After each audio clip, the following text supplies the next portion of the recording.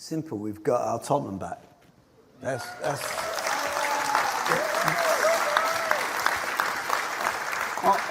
I just feel that we're seeing football that we used to see, and that's all we want. We want the players to give everything to play that attacking style of football. And we want the fans to have the connection with the players and the staff to have the connection with the players, and you feel it throughout the club. At the stadium, on non-match days, at the training centre, we're together again. Well, good evening. We're together again. Yes, we are. We're together again, as Daniel Levy, our beloved leader, has suggested. This is the old Tottenham. We play great attacking football. We don't lose games like today. Think again. I'm joined tonight by Ash Matic, who's decided to grace us with his presence at the 14th time of asking. Big up, Ash. Thanks for joining. Lubo as well. And Tapping Tobes. You know things are bad when we're getting celebrities from the Big Six show coming in to join us. Welcome, gentlemen. I won't worry about the pleasantries, if that's all right. I feel like we should just dive head first into this. Guys, where to start? Look, it's not good, is it? It's the worst I've ever seen it as a Spurs fan. Someone was telling me just now this is our worst team since for 75 years. This is our worst season for 75 years. I'll start with whoever wants to start. I mean, what do you make of it? What happened? What's going on? Anybody? Oh, no one wants to start, do they? I think we're no one. Tobes, I'll pick on Tobes. Go on, Tobes. I think it's just what we've seen the last. We've seen it all season, but I think we've really seen like the aggressive side of it the last probably 6 or 7 weeks. So it's not new. We've lost 6 of our last 7 games. So it's very in the league anyway. So it's a continuation of what we've been seeing for pretty much since the start of December. But today we saw the same old. We saw us gifting away goals when we didn't need to. We saw bad in-game management. We saw players dead out on their feet, knackered. We saw a depleted squad because we were having to contend with an enormous and extraordinary amount of injuries. And we saw a team come to our ground that are fighting for survival and take 3 points off us. So, there's no need for over-analysis on this one. I think it's a common theme with our season over the last month or so.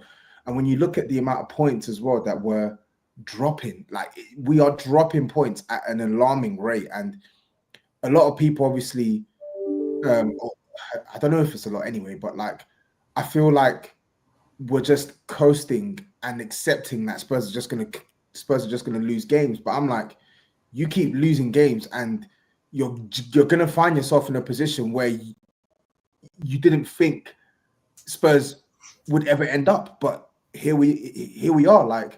We had 2 games against 2 teams literally fighting for survival. We lost both.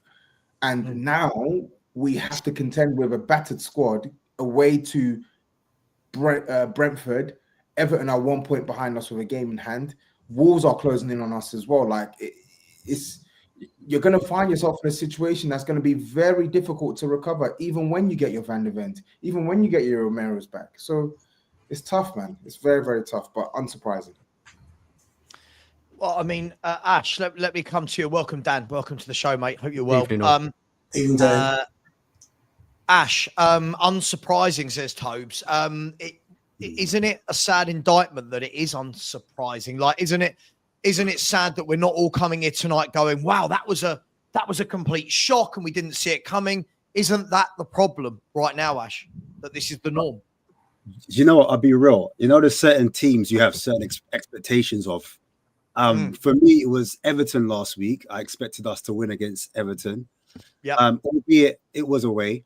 And today was no different. We're at home against a struggling Leicester team, but somehow we managed to lose all 3 points. We couldn't even salvage a point from a team that aren't really fit for purpose. If you match our starting 11 versus their starting 11, you would say on paper, you know, we're miles ahead. Do you know what I mean? So if you're going player for player and we're not getting a result and we're at home, then you have to ask questions.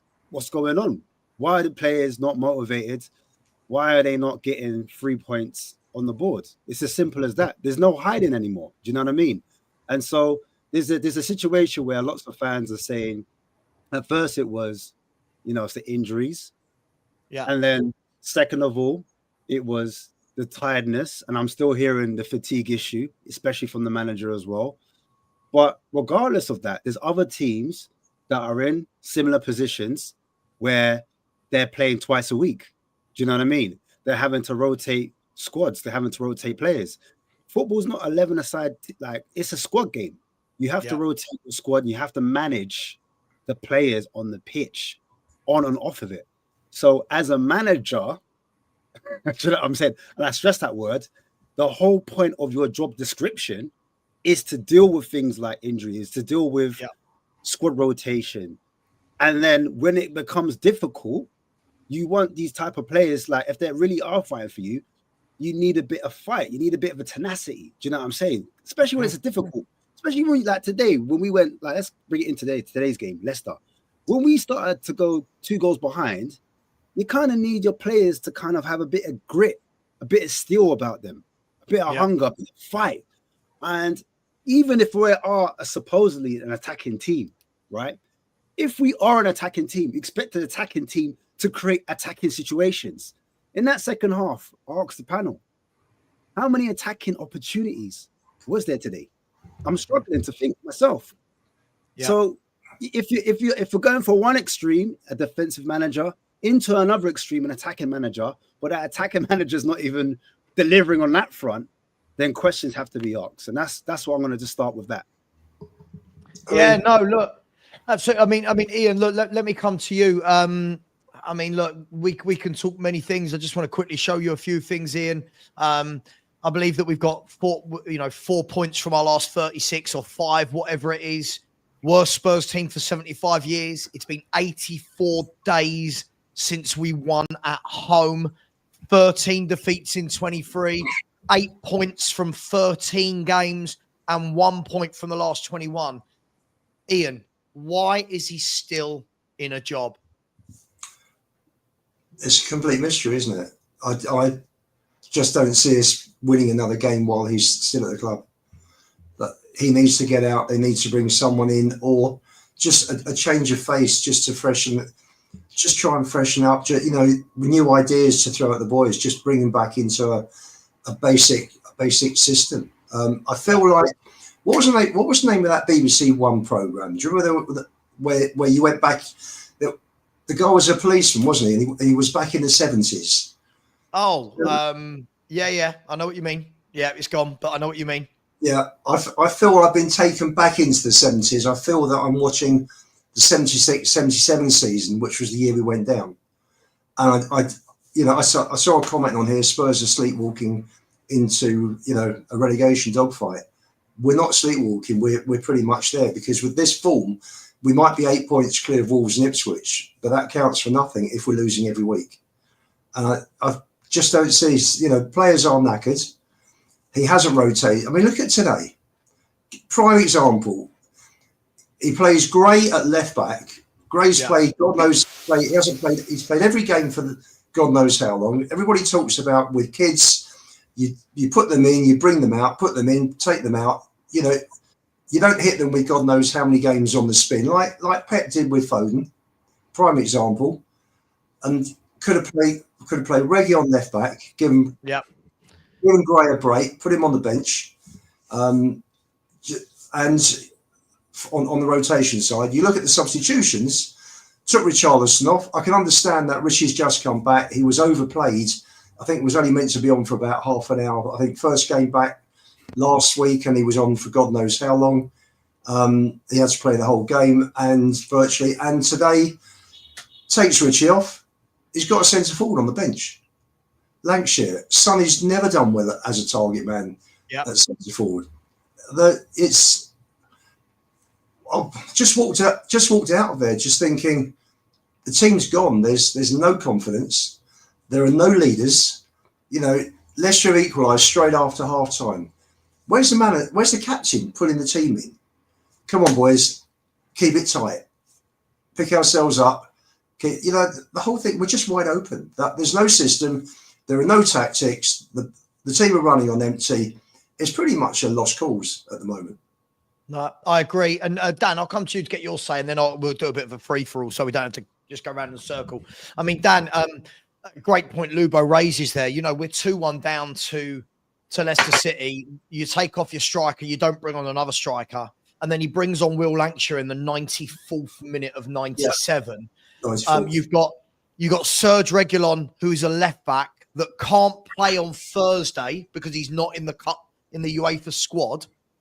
So instead of playing him today and resting Gray for that game, Reguilon doesn't play today. Like, is he getting anything right, Dan? Is there anything about this? Subs, interviews, tactics? Is he getting anything right at this club right now? Well, first of all, good evening, everyone. Cheer up, mate. chaps. Cheer up. You know, hopefully this is one step, you know, for Ange to leave now. I think this was the final nail in the coffin. So hopefully we'll get some good news in the morning, and we can bring in another manager in. The game, it's all rinse and repeat, isn't it? We come on every week. We're talking about the same things. It doesn't matter what game. We're underperforming massively. Ange is not getting the most out of the team. Yes, we have many injuries, but look, this was happening before the injuries. So I'm kind of hopefully looking forward to him losing the job. Is there any news? Anything? I haven't looked on social media since the match. I don't think he's going. I don't think he's going, bro. I don't think he's going. Why is that? Because Liverpool, he's in a cup. I think it's the same stigma people were trying to beat him over the head with Mourinho when he got sacked before League Cup. They're saying they're not doing the same mistake. So I think that he's going to be in the job until at least the Anfield game, in my opinion. And then there are rumours, though, that around December, I don't know if you've seen it, but there was conversations with Paratici, who's still heavily involved in the club, that Paratici was around and he's had discussions behind closed doors. Even Levy's met up with him, had lunch, etc., etc. So, like, the question really should be, would you prefer Allegri to take over as opposed to Ange? And I know we'll be split on this one. So, well, I don't know about Allegri, but Ange has to go. So we got Brentford away. What, next weekend? We're not winning there, so that's another defeat. I mean, we were talking about this relegation issue, weren't we, in the week? Everybody saying, look, the point swing is too big. Ipswich, Leicester, it's a free game swing, and we're thinking, no, we'll be okay. But it is getting worrying, isn't it? Like, do you know when it says you've got to beat the teams around you, and we're not, are we? So, guys, what do you think on that? Are you getting worried about this? Let's have a conversation. What's that? Let's have that conversation. You said there about any news on Ange getting sacked. Ash has said he doesn't think he will be. Guys, anyone else? I mean, I don't know any other club in this situation that wouldn't have sacked this manager. And where I'm not saying that Ash agrees with this, but to Ash's point about why he's not going to go, I couldn't give a crap if we're in the FA Cup or Champions League final. This manager's got to go. This is simply not good enough. And I've said before, I don't care if we win the League Cup. This manager cannot be at this football club. Shithousing your way to a League Cup final does not make up for how bad a manager he is. But I'll let you guys. Savva, what it is, I'm sorry to keep jumping in. What it is, go for it. We're in a situation with the fan base now where all the fingers are getting pointed at Levy as opposed to Ange, do you understand? And remember, at the start of the game, from what I was hearing, it was Ange out. Well, that's what Lubo said from the start, even before the ball was kicked. You know what I'm saying? The first 5 minutes, they were already singing Levy out. Do you understand? Obviously, it got louder. But my point still stands that the focus is not on 100% on Ange. It's more, I would say, more on Levy. Like, I could be wrong, but that's how I'm seeing it. I don't know. What do you guys? But what are the club waiting for here? It's not going to get any better under this man. The transfer window to shut? Does it make a difference?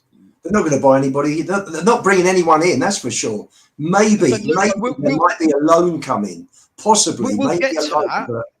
We will get to that, but it's not what I was debating with you about yesterday, Lubo. I genuinely can't see what player of any note would look at Tottenham right now and say, I'm going on loan there. We're a shit show.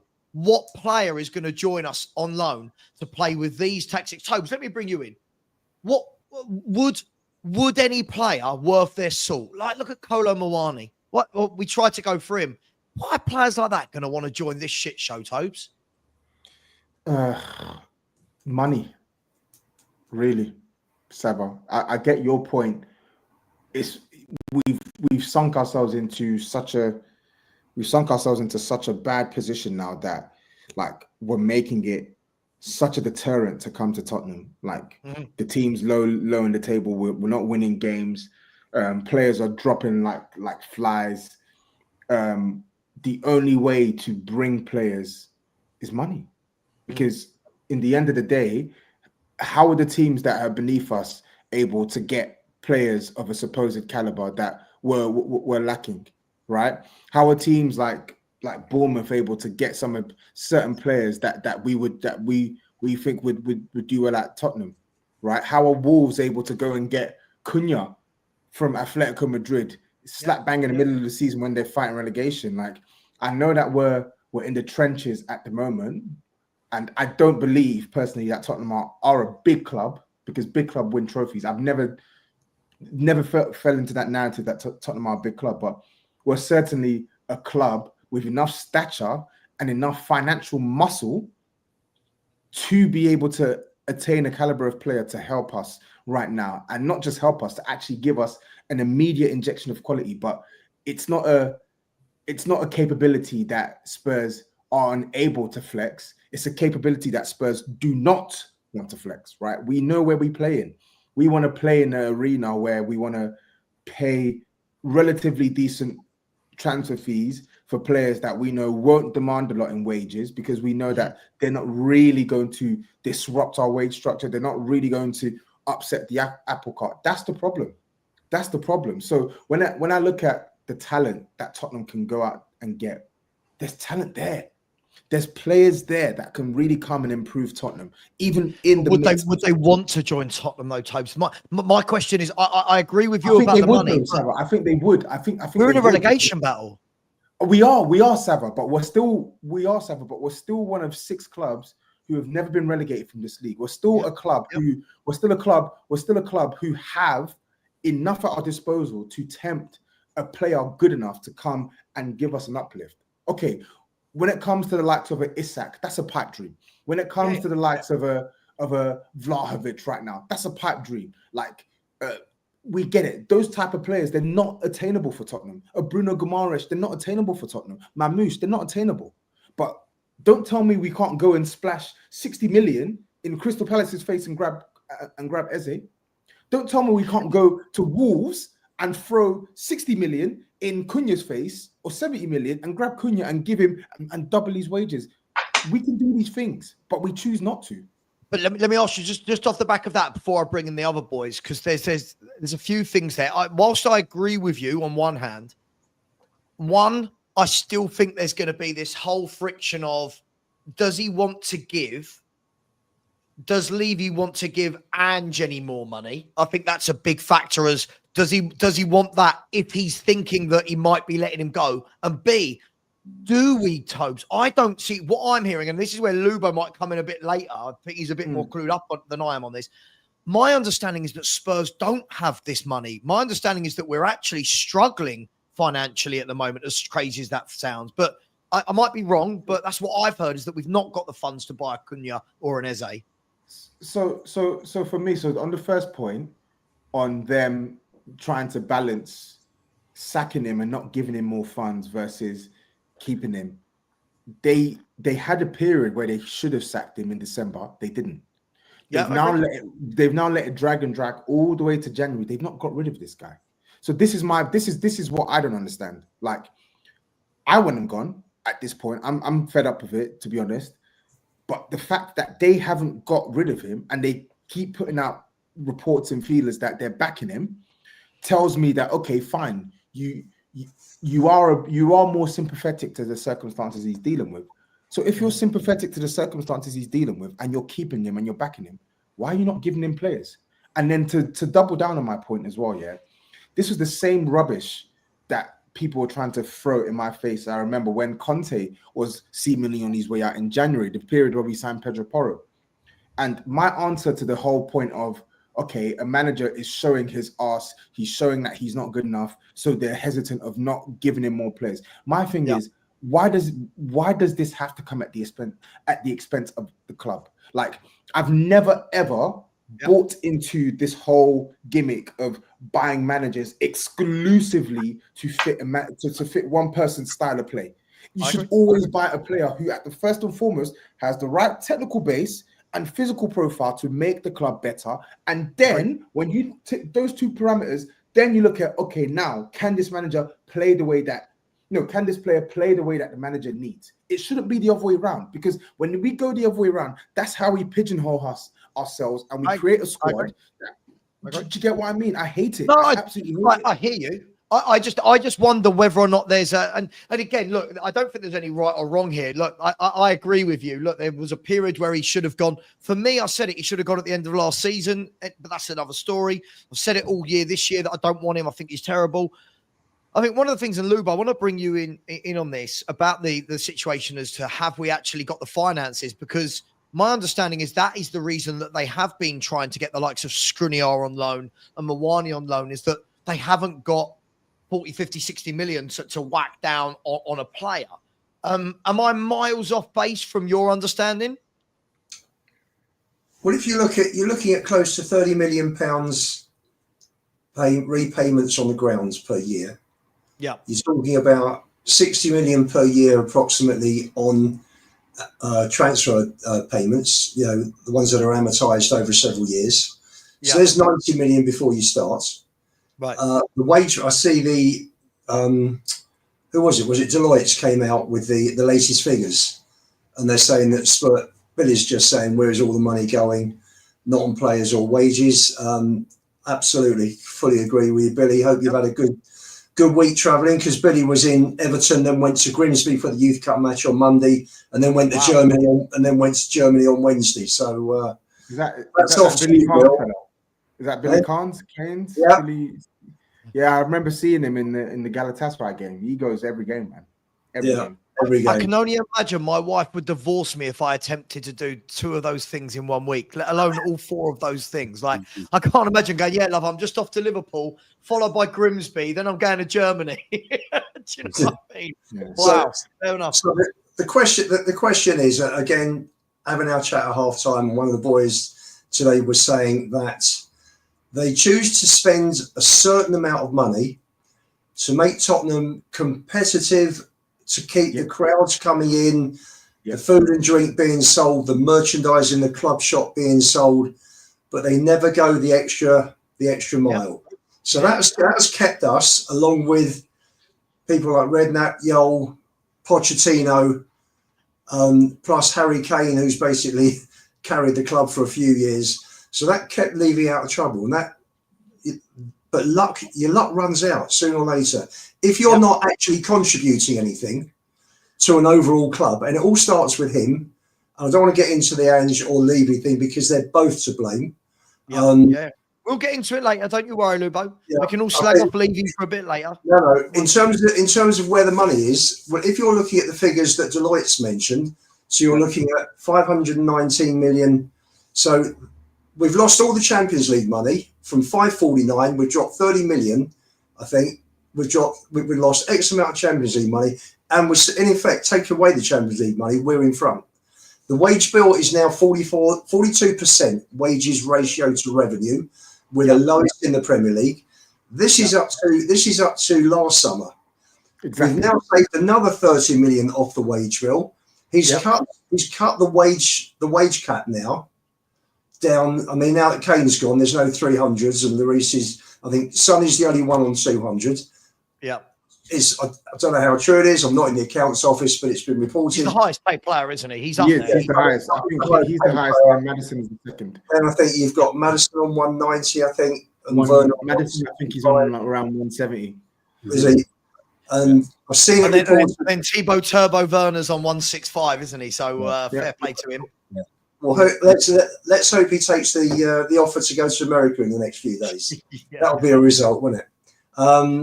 So but is there money, Lubo? Is there money from There's your money. opinion? There's Is got there to- money there's got right to now? be- There's money. Spurs to go. There has got to be. Is a defender. Is there money for us to go? There's 100 million on signings this January.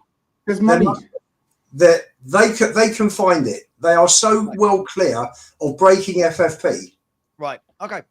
Can I just big up to Lubo as well, because He chooses not to. I agree. I fully agree. And big up to you as well, because I was reading the Deloitte report as well, right? And you make a great point on the money that we slashed off of that 42%, which is already the lowest. We slashed money off of that because the players that we got rid of, the Højbjergs, the Skips, the Llorises, the Dyers, the Emerson Royales, we got rid of this. That's it. Lo Celso. Yeah, This. Lo Celso. Yeah, and then when you look at, so not only did we slash wages, the summer was probably one of our better summers over the last 4 or 5 years in terms of being able to actually bring money in for the players that we sold, because we struggled to get rid of players, and when we have got rid of our deadwood, we've had to take significant losses, right? But we actually made a decent amount of money in the summer. So our net spend wasn't even that high. I think our total net spend for the summer was around, I think it was around like 75 to 80 million net, right? 75 to 80 million net, with players that are earning probably half of what you basically sold. And yet we still can't spend any money? Really? Yeah. Really? Spurs could afford to pay about 3 or 4 players 200 to 250 grand a week, and we wouldn't even be anywhere near the top 5 in terms of wages as a percentage of revenue. We wouldn't be anywhere near the top 5. I just want to say, aside of money, I know you want to speak about it, Savva, but I'm going to bring it up now. Go for it, man. Looking at Areola, I'm looking at Bournemouth, right? Now, Semenyo, he's come from Bristol City, right? Yep. He was 10 million. You know what I'm saying? You've got Kluivert coming from Roma, 10 million. You understand? So as much as we talk about, the big players that cost X, Y, and Z, and they cost this amount of wages and sometimes it comes down to the coach getting the best out of his players. Massively. Yeah. Or the manager, whatever you want to label it, because I'm seeing Areola get those players and he's getting them to overperform. And I'm seeing Ange doing the opposite, unfortunately. Those are the players, for me, they're underperforming. So I'm like, yeah, all right, cool. We've got money to spend or we don't have money to spend. Regardless of that, he needs to be getting a lot more out of this current squad, because this current squad, we're not that bad, like, in my opinion. So, like, I'm looking at Kirkes. Even looking at Kirkes, right? He wasn't mad money. He wasn't like a 40 million player. He was from AZ Alkmaar, 17.8 mil. Do you know what I'm saying? So there are players you can get out there, but can you improve them? Can you get the best out of them? Because like Tom was saying, like Lubo was saying, you want to get a player that can fit multiple systems, a technical base, yes, physicality, yes, because that's what you need to survive in this Premier League.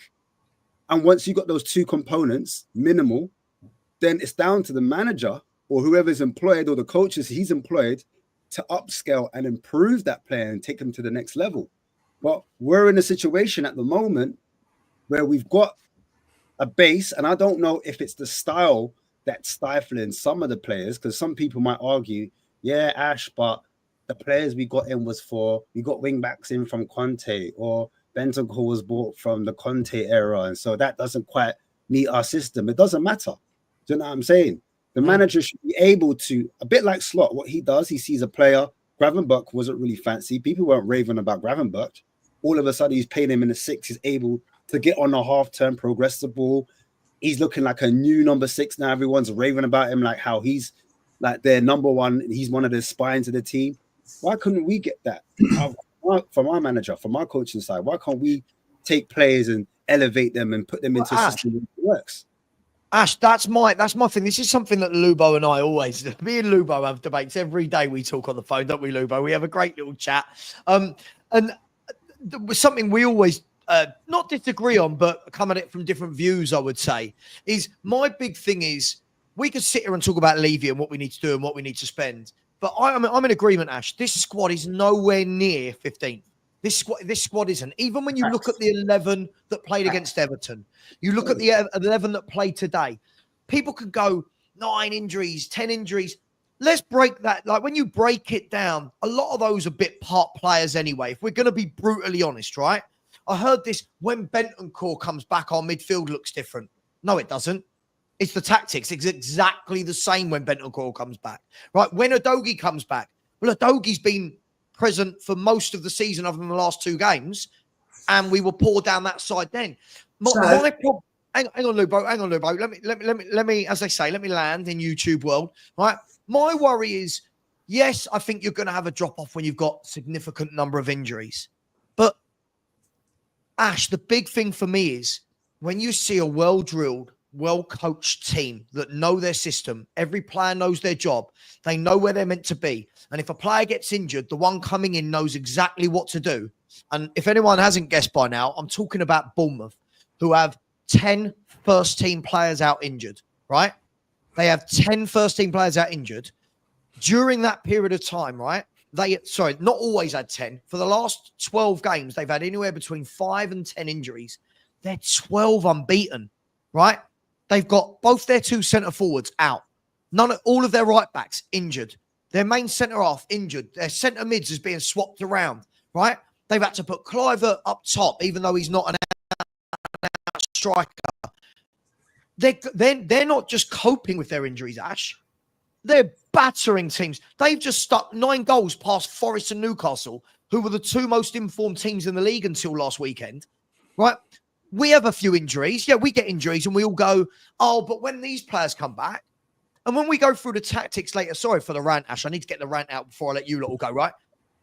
When we look at the tactics and the shape later, there aren't any at Spurs. There are no tactics. There is no shape. We are not well drilled. We are not coached. We can't defend set pieces.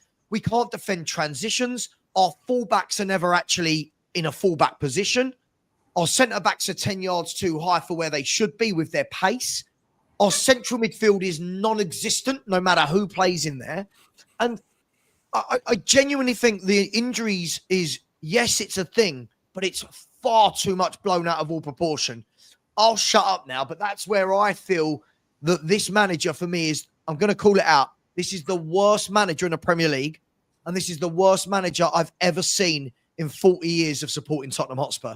He is the utter worst I've ever seen. I think he is, let me see if I can say this politely. He is fucking shit. Oh, there you go. He is toilet. You reckon he's worse than Mason, then? You reckon he's worse than Mason? Do you think like if we're in a relegation battle? Yes. If we're in a relegation battle, I don't want Mason. That's what I'm saying. Do you think? Mason, but he's worse than Mason. But listen, but what I'm saying is, if we're in a relegation battle, who do you trust more, like Mason or Ange? Neither. But at least Mason won't play inverted fullbacks, Ash. Right. Mason won't play inverted fullbacks and have a non-existent midfield. That's the question. Because can I just come back on your point, Savva? So the injury thing, I actually don't think the injury thing is overblown, and I actually think we should make more of the injury thing, because the injury thing is massive. Like, I know your point with Bournemouth, and I do agree. And I think he's a wicked coach, Iraola. I think he'd be a really good pickup for Spurs. But they're not missing as many starters as Tottenham. And I think the amount of minutes that the average first teamer has missed for Tottenham this season is crazy. It's absolutely crazy. However, I also agree with you massively where I feel like fans are hiding behind some fans, not all fans. I do think that some fans and Ange sympathizers, they're hiding behind an unprecedented injury spell as rationale for Spurs to just keep losing and losing and losing and losing. And when we talk about Ange, we're not just talking about losing games. We're talking about bad player welfare. We're talking about we're talking about incoherent tactical lineups. We're talking about overusing certain players. We're talking about putting square pegs in round holes. We're talking about not being able to swing a game in Tottenham's favour when the opposition sets up tactically in a way that makes it difficult for us to impose our will in the game. We're talking about consistent gaps in our midfield, consistent gaps out wide. Like, we see Spurs, like last year, we gave him the excuse of, oh, it's your first season. But this season, I'm still seeing the same thing. Spurs, and it's not all on Ange, because some players have just been an utter shambles this season. But Thank you. I've not seen a team who have struggled to defend their box the way we do, with the plethora of good players. By the way, we have good players. This is what I don't understand. Our squad is incomplete. It is not a terrible squad. Our squad's incomplete. It's got gaps, critical gaps that I think need to be called out. However, you look at today, Reguilon was on the bench. He didn't use it. He says Sarr's not fit, but you play Archie Gray, who's a midfielder, at left back instead of playing him in the midfield. Yeah, like we're chasing the game. We're chasing the game, and you keep Bentancur and Gray in the midfield when you could have probably moved Kulusevski into the midfield if you're going to play him. Kulusevski shouldn't even be playing 90 minutes. He's been flogged. Mikey Moore came off the bench and assisted a goal with Richarlison against Everton. He doesn't start.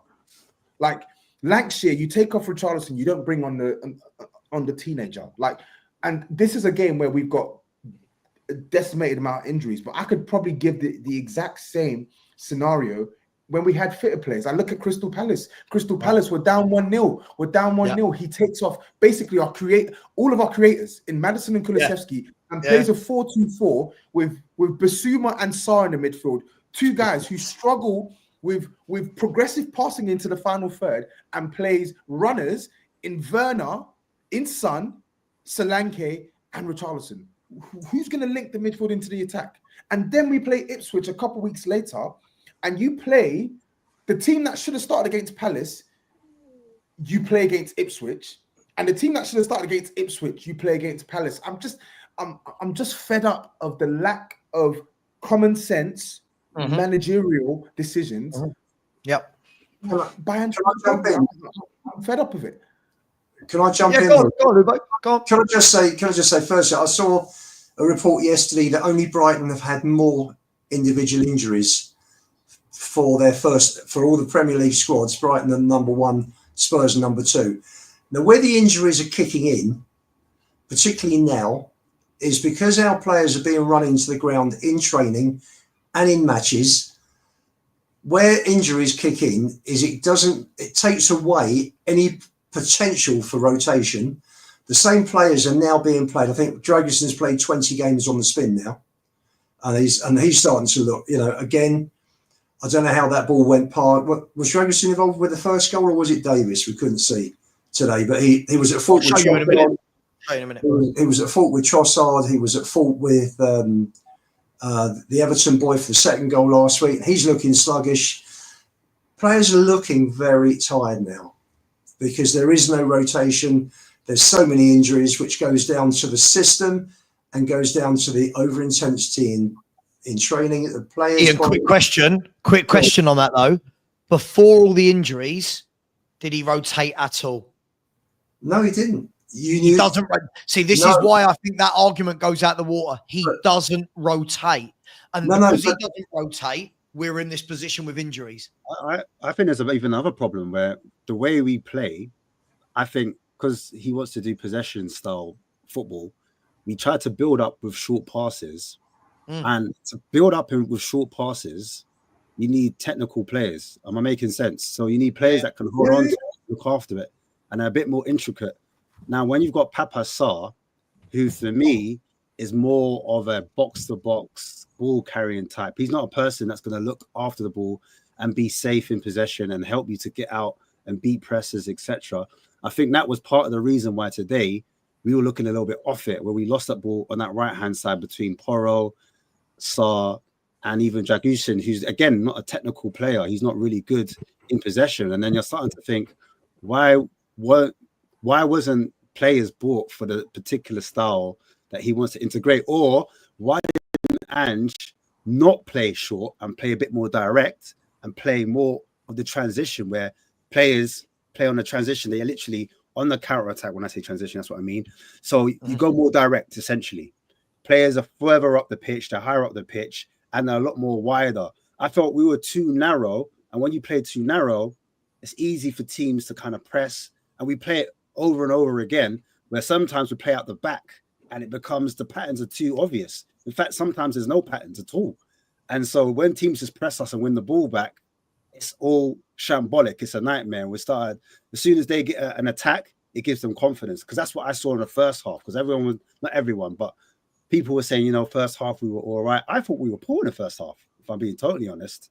The first half, I thought, like, there were periods, yeah, we had shots on goal. And like, if you look at the stats, it looks like, yeah, we had 3 shots on target. They had 4 shots off. But I felt at times in possession, we just didn't really get hold of it. And we're at home. Some people might say it's because of the energy. You know, these players are lethargic, Well, if that's the case, don't get them so narrow. Open the pitch up, spread them out, make them create more distances and make it harder for Leicester. And then that way the midfield battle is a little bit easier. Do you know what I'm saying? So I just don't think we're playing to some of our players' strengths, in my opinion. Let me bring in Dan. I want to bring in Dan, and then afterwards, what I want to do is show you a few screenshots from both of the goals we conceded, which for me completely take blame away from. Listen, I'm not saying the whole club isn't Levy's fault, but the on-pitch management, I think we can all agree that we've lost 8 of our last 10, and we've won 1 in our last 11 league games. It doesn't matter if you've got injuries. You simply cannot lose 8 out of 10 games if you're Tottenham Hotspur. And you've got to find a way. You know, I keep saying, my friend coaches at Chelsea. And when I spoke to him midweek, he said, the thing is, he said, if you've got injuries, if you haven't got the players to want to play your style, surely the first thing you do is get your team in on the training ground and go, right, first things first, let's tighten up. Let's make ourselves a little bit harder to beat. Let's not invert everyone. But he doesn't. He continues to do it, guys. Dan, how much of this is... I don't think we... I feel like Porro did invert a little bit today. I think Archie Gray did invert a little bit today, but I actually don't think I think he has changed a couple of things. My problem with him isn't that he can't change. My problem with him is I don't think he makes the right changes consistently well. I think his in-game management is really, really, really, really poor. And I feel like whatever team he plays, whatever lineup, whatever shape, there are still far too many gaps in our team for me. I look at the second goal we conceded today, and I put that on players, but I also put that on the setup as well. So I feel like Pedro Porro, I think it's insane that he's making that pass to Bentancur when he can see the Leicester player is literally basically on Bentancur's heels, ready to press him. You can't play that pass because Bentancur is going to get the ball into Bentancur is going to get the ball taken off him.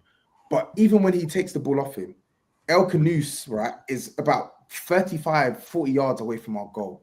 Why is he able to nick the ball off our number 6 and basically run into what was an ocean of space? No one near him. No one near him. Do you mean this number 8? I mean... Sorry, hang on. Where is it? Let me just make sure I got the right one. This is the one. When he receives the ball there, the guy in the middle next to the ref receives the ball. As he turns, you look at all of those midfielders tracking back, Tobes. None of them are in a position.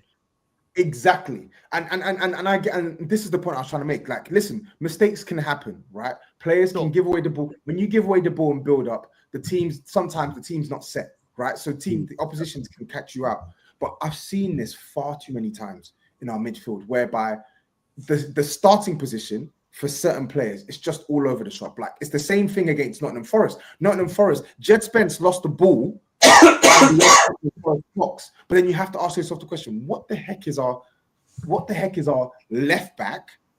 What the heck is our left back doing inverting into the half space? And we lose the ball, and it's literally just one pass, and Morgan Gibbs-White is basically running straight line through our midfield. It's because let me show you this, Tobes. Sav, can I just jump in here very quickly? Go on. Just had 2 texts in the last 5 minutes. One of them was a DM from Coys THFC. Evening, Ian. Just heard something big is going to be announced from Tottenham tonight at 10 p.m. Not sure what. Just what I was told. Pass it to Savva if you want. Might not happen. Let's see. And then another one has come in on another Twitter feed to say, not my info, just sharing. Where are we? Rumour here is gone, and Valverde people have been spoken to. Valverde? Ernesto Valverde. Ernesto Valverde? No. That's what he's put. No. Let me just go back and say which Valverde. No. Maybe the one that plays centre mid for Real Madrid. Maybe him. maybe the look, just quickly, I want to bring in Dan, but before I do, I just want to go on to Toby's point, and I want to show you two examples. So one is today, one is Arsenal. Now, Tobes, the thing is, we could do this for every bloody game. Like you said, Morgan Gibbs White. We can do it with that game. We can do it. But look, if we look at this game, right, and I'll make sure I get these right. So in this game, they've nicked the ball off us. And again, when you look at it, right, now, I'm not saying I'm the world's greatest coach. I've done some coaching badges, but we're all adults here who understand football. First and foremost, look at the state of that back four, right? Look at the state of that back four. This is in our own half. Everyone had already buggered off up the field. Look at Gray. Gray's your left back. Look at the gap between Gray and Ben Davies. Look at that gap, right? So we lose the ball. There's no full. The fullbacks are not in position. Look at the on the nearest here. Sorry, the number 24 or 26 for Leicester. Look at the space he's in case they want to go down the channels, right? Then when they get the ball to him, look at the space. Look at this space he's got to run into. There's no one holding. There's no midfielders there. And then if I go back to, right, this is what happened, Tobes, when we lost the ball to Arsenal in midfield. Look, again, silly play from Basuma. He's lost the ball on the centre, on the halfway line. Oh, yeah, I can see it now. Yeah, I can see it now. But have a look at this. Look where Spence is, our left back, and look where Porro is with the green dot. So we've lost the ball on the halfway line, and we've got look at the back four. The centre halves are nowhere near each other. The full backs are nowhere near the centre halves. Right? Then if we want to go one further, have a look at the first goal. Have a look at the state of this first goal. When people tell me this isn't tactical, and Ash, I'm so sorry this isn't as good as your breakdown because I know you're brilliant at doing these breakdowns. I'm an amateur, mate. I'm an amateur. No. When you look at these, right? When you look at this, right? So Tottenham lost the ball, right? This is the first goal. Tottenham lost the ball and he's about to play there. Look at the wrong side of the ball Porro is. He's the wrong side of his man to start with, facing the wrong way, right? And then look at this. Look at this. One pass completely takes out our entire right-hand side. And this isn't the first time, guys. One pass takes out our complete right-hand side and they're in. This is every single game. One ball undoes Tottenham Hotspur. Yeah, it's because we're building up quite short at times. We're building up down the sides quite short. And I feel like sometimes, we saw it today, when we went long into Richarlison, it was kind of working. That was where the chances actually, we started to get up the pitch a little bit. But when we tried to build up short and everyone rushes forward, it don't make no sense. If we're going to allow players to get up the pitch, one of the centre-backs have to get on the ball and then they need to ping it out to either wing, if that makes sense, if everyone's going to push high up like that. But even still, like you said, there should be some type of protection. I've always said if Bentancur is the 6 and he's gone out wide, he's pulled out to the right wing, for example, or the right midfielder position, or the right back position, then the other midfielder needs to drop into the 6 role just to add that bit of protection, in case he loses that ball. That's what I'm saying. But even still, if we're going to build up short, that's where the turnovers are going to happen. That's what my whole point was. In the first half, they kept nicking it in our attack, in our defensive third, and then all of a sudden, like Tobbs was said, we're not always going to be set, and that's where the threat is all the time. And it's like we're not learning from that. And I'm saying Dragushin, if he's not the most technical and he's better at going along, let him go along. Let him go along. And then things like that doesn't keep happening. And when the momentum doesn't turn on us, and then all of a sudden that gives the other team confidence. And that's exactly what happened against Everton, Leicester, Arsenal weren't really creating much. If you actually think about it, in the first half, I would say. Second half, they created a bit more, but that's because we went to go for it. Do you know what I'm saying? But there's times when I'm thinking we can keep it tight, but we're not managing the game. Do you know what I'm saying? Yeah, look, I completely agree with you, mate. I'm going to bring in Dan just before I do, Dan. I know, thank you for being so patient. I know you've had some computer problems as well. Guys and girls, there's 1,400 people exactly, not give or take. There are 1,400 in here and 400 likes. I'm not being funny. I know Spurs are being tight on gifting us points at the moment, but surely we should have 700 likes from 1,400 people. Listen, we've had some good subscribers tonight. We've now flown past the 16K marker. So thank you very much for that. But 400 likes from 1,400 people, that is absolutely diabolical. Dan, I'm just going to read out these super chats and the floor is yours. AJ has said, with no Euro money next season, would the Rat go for the 30 million parachute payment as a sweetener? We're currently begging teams to lend us a player. We'll talk about this later. Lubo will probably love to talk about this a bit later. I think what we've got to understand, as much as we talk about a parachute payment, the money we would lose from not being in the Premier League would be catastrophic with this stadium. We'll come to that later because I'm sure Lubo will light up with that sort of conversation. Big up to you, AJ. Really appreciate that. He's come back in again and said, how about Levy taking his wife and her brother off the wage bill? I mean, I don't know anything about that, but how about Levy taking himself off the wage bill? That would be absolutely bloody amazing, wouldn't it? I do appreciate that, AJ. And then time to dare to do, bit of a mouthful, but thank you very much. Very generous. Has said, if Gold Spurs waiting list members could raise 20k each, we would raise 3.5 billion to buy out Enoch. We would still have 500 million spent on players. Listen, I think when you're asking fans to just pluck £20,000, I'll be honest, I'll go and ask the wife if we can remortgage and take 20 grand out to start a funding page. I think I know the answer, and I reckon I'll get a massive smack round the face. So, yeah, listen, I appreciate you. I appreciate the sentiment. And then Dietrich Kane has come on and said, congrats on the 16K, brother. Dietrich, thank you very much. It's been a long, hard slog. And unfortunately, I don't say as many nice things about Spurs as some of the bigger channels, so I don't grow at the same rate. But hey, I'm still here, still doing my thing. Dan, thanks for being patient. Dan, in regards to how we play and the tactics that we set up, I just want to see us be a little bit harder to beat. And when I say a little bit harder, I mean like massively harder. You've got Ruud van Nistelrooy, who's lost 7 games on the bounce today.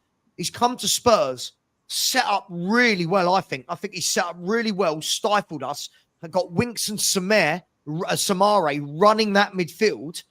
This is Leicester, Dan. How comes Ange can't do it? Well, he can't do it, and he won't be able to ever do it.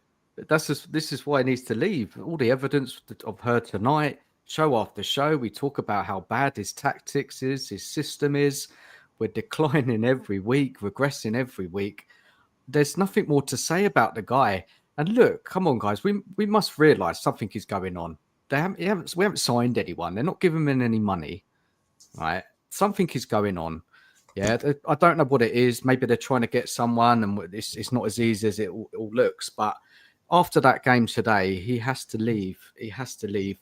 We've got some real tough fixtures coming up, and we need another manager to lead us through these games. We're still in the cups. You know, get someone in ASAP. And I hope, Ian, that news is true. I really do, because I'm sick to death for talking about I hope it's not a 10 every though, week. Dan. Well, I hope it's at 9 p.m, so it's while I'm live. That would be amazing, selfishly. Not 10 when Stell's live. As soon as possible. Stell's not allowed to have that news. I want the news for me at 9 p.m, right? Yeah, look, all we're doing is talking about the same thing every week, failing every week, losing. This is not. It can't happen anymore. After today, that was it. He has to leave. You know, these games coming up, they're not easy, are they? We've got the cup games in the league. We're not winning any of those games under Ange. So I just hope it's the delay is just finding the manager to come in, and then we've got a week left in the transfer window to give the new manager a couple of players. That's what I hope for. because it can't go on any longer. It's this we can't do it, can we, guys? Honestly, all of us, we can't. Can I just Let me ask you then, guys. Just quickly, Lou, but let me ask you then. There's a lot of schools of thought about keeping him for the cups and that kind of thing. No, Surely, to get some feel-good factor back into the club, ready for those cup ties, wouldn't it be better to replace him now before Liverpool, before Villa, before the playoff? The first knockout stage of the Europa. Wouldn't it be better to get a new manager in now and galvanise rather than heading into all those games at rock bottom? Isn't Definitely. that common sense? Yeah, that's what you hope, don't you? That's why everything's got to point towards the board. Everything's got to point towards the board now. Ange is finished. Yeah, now it's the board to sort this. I would love to agree, but when I look at the players, or from what I'm hearing, and it could be all, do you know what I mean? It could be BS for all I know. But Porro had an interview, sit down, and he was the one that was saying actually that the players are behind the manager. He said when it comes to training, they don't even do intensive training. They're just doing light recovery. And then today as well, when I was watching it, it looked like it was more exhaustion from the players as opposed to them saying like they've had enough of this manager. We don't want him in. When Maddison was at the when he was talking behind the scenes in an interview, he came out and he was saying, you know, the players are behind the managers. So unless the players are chatting live, They're just being professional, Ash. I think they're just being professional. I don't know. Do you think that when you're watching the players, do you think they're down tools in? Is that what it is as well? Yeah, I do. I'm looking at the players. I think they down tools months ago. Listen, you don't lose 8 in 10 games if you're not down in tools. I'm sorry, you don't. You don't lose 8 in 10 Premier League games. What some of the players have said. I'm just saying because obviously they won the game. There was a whole picture. Are we going to ignore the picture when they're in the changing room going, yay? Do you know what I mean? It's not what I think. I'm just presenting the evidence. Yeah, no, I hear. I hear you, man. I hear you. I don't know. I mean, let's have that chat. I mean, I keep hearing that the players, not Ash, just for the point he's brought up. I keep hearing the players are still playing for him, but 8 defeats in 10. And by the way, our 1 win in 11 was against the worst ever Premier League team there's been. And I remember, right, I was in, God, this is how long ago since we won a Premier League game. I was in the Dominican Republic. I had a tan. Look, I'm like Casper the Ghost right now. I've got no tan left. Last time we won a game, I was in the Dominican Republic. And I remember my phone going mental, right? And it was all these people in my YouTube comments, guys, going, see, Savva's in the mud. The players are still playing for him. We ain't won a league game since. Oh, what a goal that is, by the way, from Lisandro Martinez. Wow. Man United are about to pull just a little bit further away from us, everybody. Don't worry. So, guys, are they playing for him? Are they playing for him? Because I look at a group of players now that I bet they're in a WhatsApp group together going, I can't fucking wait for this guy to. I don't know. They're not playing. The patterns of play have completely disappeared now, haven't they? Yeah. They've completely disappeared. Obviously, they're trying. They're working hard, but they're not doing anything. The players, they're not playing at all well. So if they're not playing for him, and a new manager comes in, and then like there's an uptick, who's that new manager to get? Like between now and the summer, it's really $1 million question, Ash. We all hope that a good coach comes in, but who? I'm saying realistically, because I other than like I said before at the start, Allegri, which was linked, who's out of a job, because more time we get players that are out of job, not managers that are in jobs. Allegri is available. Terzic is available. Terzic, I'll take him. Do you think that the club are going to, do that? And do you think the players will play for one of these type of managers? Do you reckon players will play for Allegri, for example? Well, you would hope so. He's a manager's won many times. I'm not keen on Allegri myself, but anybody other than Ange right now, other than Mason, not Mason. I don't want Mason. There was a player that, Savva just said Terzic. There was a player that had a fight with Terzic, right? Just before the Champions League final. What we need. All experience, isn't it? He's a young manager. He would have learnt from that experience. I'm just throwing it out there. The guy who you like, Ash? Who would you have? Sorry, Ian. The guy who said there was going to be a 10 o'clock announcement has just texted to say, heard Allegri and his backroom staff taking over till the end of the season. Let's wait and see. I'm all for That's it. the messenger, guys. I'm all Don't shoot for the it. messenger. This is why I brought it up. I said, look, you think these players will now play for Allegri? They have to. Yes, They yes. have to. They have Because to. they'll be, Ash, they'll be drilled. They'll be drilled. Yeah. At the moment, Ash, here you go. Right. Forget, first and foremost, this whole notion, not saying you said it, this whole notion that we play attacking football, which is just so far removed from what we do, right?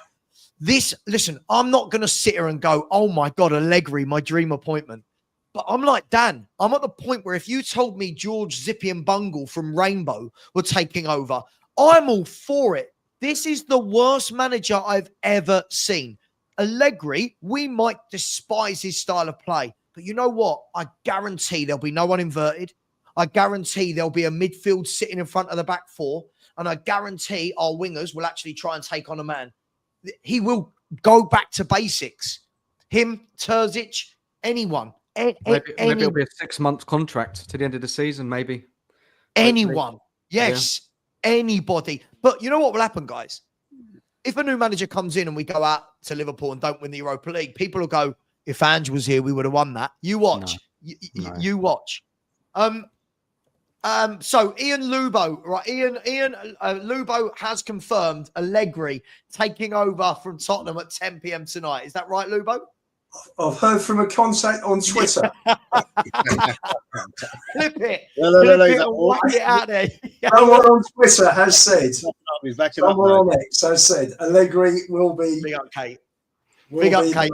Guys, Ash, let me ask you: do you not think that though? On a serious note, if we take this back to a serious point, do you not believe that?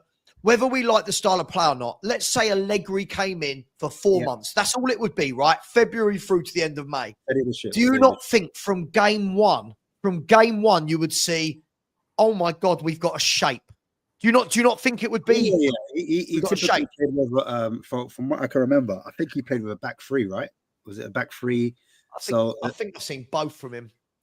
Yeah, so potentially, if Mickey Van der Ven and Romero came back by then, you could see a back three with Romero, Van der Ven, and possibly like a Dragushin. Do you know what I'm saying? Maybe Romero playing as the central of the three, and then the wing backs, it'd be more of a wing back system, wouldn't it? With the wing backs hugging the touchline, as opposed to them inverting. Would you like that, Ash? Would you like that? I think I would like it. But I don't know. It just depends. It all depends on how the players respond to it. Do you know what I mean? Oh, I hope this is true, guys. I really do. I would love it. True. I really do. I've had enough of this. I don't know, bro. I'm skeptical yet until I see it. Yeah, I get that, Ash. I get that. But we need it, don't we? This Anne's conversation has just got so boring, hasn't it, every week? It's just, I'm sick to death of this Ange conversation. Let's really hope that's true, and then we can have a new start next week. Is everyone 100% Ange out, or is there a 1% in any of you that he should stay? No percent. I just don't think he's the guy long term. I don't know short term if he can get us out of this mess, because he's never been in this situation before. He's never been so down the league before. I don't know if he's got it in him to lead us out of a relegation dogfight. If I'm being totally honest. And I don't think we'll do anything in the cups. Not with Ange. Definitely not. That's how I personally feel. And I've always said that. I said fans are clinging on to the cup hope that we win something. But all that would do is paper over the cracks, in my opinion. Because the league form is what helps, which is important in terms of like getting to Europe and etc. Like if you actually think about it, I know Romero, he's probably out of the equation, but players like Kulusevski, do you think he's going to sign a new contract if we're not in Europe or we're not pushing towards European honors? Do you know what I mean? He's going to want to leave. He's not going to sign a contract. He's going to say, look, I might have to go and join Conte at Napoli. Do you know what I'm saying? So I think the league position is massively important for the players that are important to us in terms of pushing on. Because if we lose players again, we're going to have to build again. Agreed, but this is the problem for me, guys. Right, this is the problem when we've got all these fans that are saying things like, "Oh, like first of all, it doesn't make sense when people say just forget the league, concentrate on the cups." I mean, that's not how football works, right? But second of all, you're right, Ash. Do we really want to be going into next season and play? We're trying to convince good players to join the club, and they're going, "Oh, where did you finish? Oh, we finished 15th or 16th." But we won the League Cup because we won 5 games in the cup. I think that I don't think fans are thinking logically here. Yeah. We can we can shit house our way to a cup. But at the moment, just so you know, at the moment, Man United, if they hold on to this win, are 12th, right? Man U are 12th. We are 5 points off 12th, right? This is how shit it's got. We are 5 points off 12th. And we are 9 points off of 10th, right? Oof. We are 16 points off of 7th, which is the last European spot. 16. And if anything, I'm going to be honest, guys. Lubo, I'll start with you. I think the worst thing this football club could do is get European football again next season. I genuinely think after the shit show of this year, we need a year next year where we don't have European football so we can actually put a team and build a team rather than this every week an excuse when we lose a game is that, oh, but we played midweek. Well, you wanted Europe. You know what I mean? What can I say? Well, first of all, can I just say that having come out of White Hart Lane today, thoroughly depressed, the comments that I'm reading today that are coming out are putting a smile on my face. For Tom Thacker, Archie Gray definitely won't be the caretaker manager for the rest of the season. To someone else, I'm not sweating bullets on the 10 o'clock announcement. Do I think, would I like to see us in Europe next season? Yes, I would. I'd like to see us finish 15th, 14th, because we're not going to finish too much higher. Get a new manager in. Maybe we might finish 12th. Win the Europa League and go into the Champions League, because we are not, Ian, give this up. That will attract better players. Will it? Well, based on what? You know, does it not, with a certain amount of players, does it not come down to money? And if there's extra Champions League money, you would hope there'd be extra money for wages. I know we're probably dreaming here, but I'm trying to keep a positive outlook here. Sure, but what part of a team that's 14th or 15th in the league do you turn around in the same breath and go, we can win the Europa League? These Europa League teams are going to demolish us over 2 legs. They're going to demolish us. I've got to tell you something. I can't see where the next win's coming from if this manager stays. I genuinely can't see it, but I don't see him staying too much longer. So whether it's tonight, tomorrow, next week after the transfer window, after Liverpool or after Villa, he'll be gone. Yeah, but he has no future. The team is in freefall. The performances are getting worse. The players are running into the ground. They're knackered. I mean, we need players back desperately just to get fresh legs. Porro had the most horrendous game today. He looks knackered. Kulu couldn't move. He kept looking for the ball, didn't hide, but just got dispossessed all the time. He loves losing the ball, that boy. Oh, but I listen. I go back to my earlier point, and the thing is, Evan Nilsson came from Porto, right? Yeah, he's a striker at Bournemouth, and what more can I say? You don't necessarily need European football to attract those type of players. Do you know what I mean? I agree. Evan Nilsson's like, we would argue he's not bad, is he? He's not bad, and he's coming from a league where Porto every season they were in Champions League. So if they can get an Evan Nilsson from Porto, surely we can get players of that ilk coming to our club, no? And the funny thing is, the irony is, I think Bournemouth are where 6th or 5th right now, but last season they finished like 15th. Do you know what I mean? Was it 15th? When Areola took over, they were 15th. Oh, they were awful when he took over. Yeah. They were right down the bottom. My bad. Yeah, when he took over, they were 15th, and now obviously look, they're on the right end of the table compared to us, and where we are now, 15th. So I'm just saying, look, we don't necessarily You can still get players, man. It's not all the agree. way over. Do you worry about that recruitment team, though? Because they didn't do very well in the summer, did they? This recruitment team, needs to be looked at. 100%. yeah, maybe sacked. A few of them sacked, hopefully. Yeah, I think some of their positions need to be untenable. So Can we just say, sorry, just really quickly, there's so many people in the chat that are saying, we'll be back here in 18 months. Guys, I'm so sorry, right? Worry about I that don't in want to 18 play months. the age card again. In my 40 years of supporting Spurs, when we're saying we'll be back here, when can anyone remember the last time we were here? When can anyone remember the last time we were 15th and 10 points off the top half of the table? Why are people saying we'll be back here in 18 months? Based on what?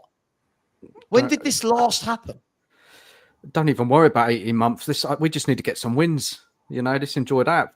Worry about 18 months. Last time we had a run like this was the first 8 games of the 07-08 season when Ramos got kicked out. We had, Yeah. we had 08, 2 09. points in the first 8 games.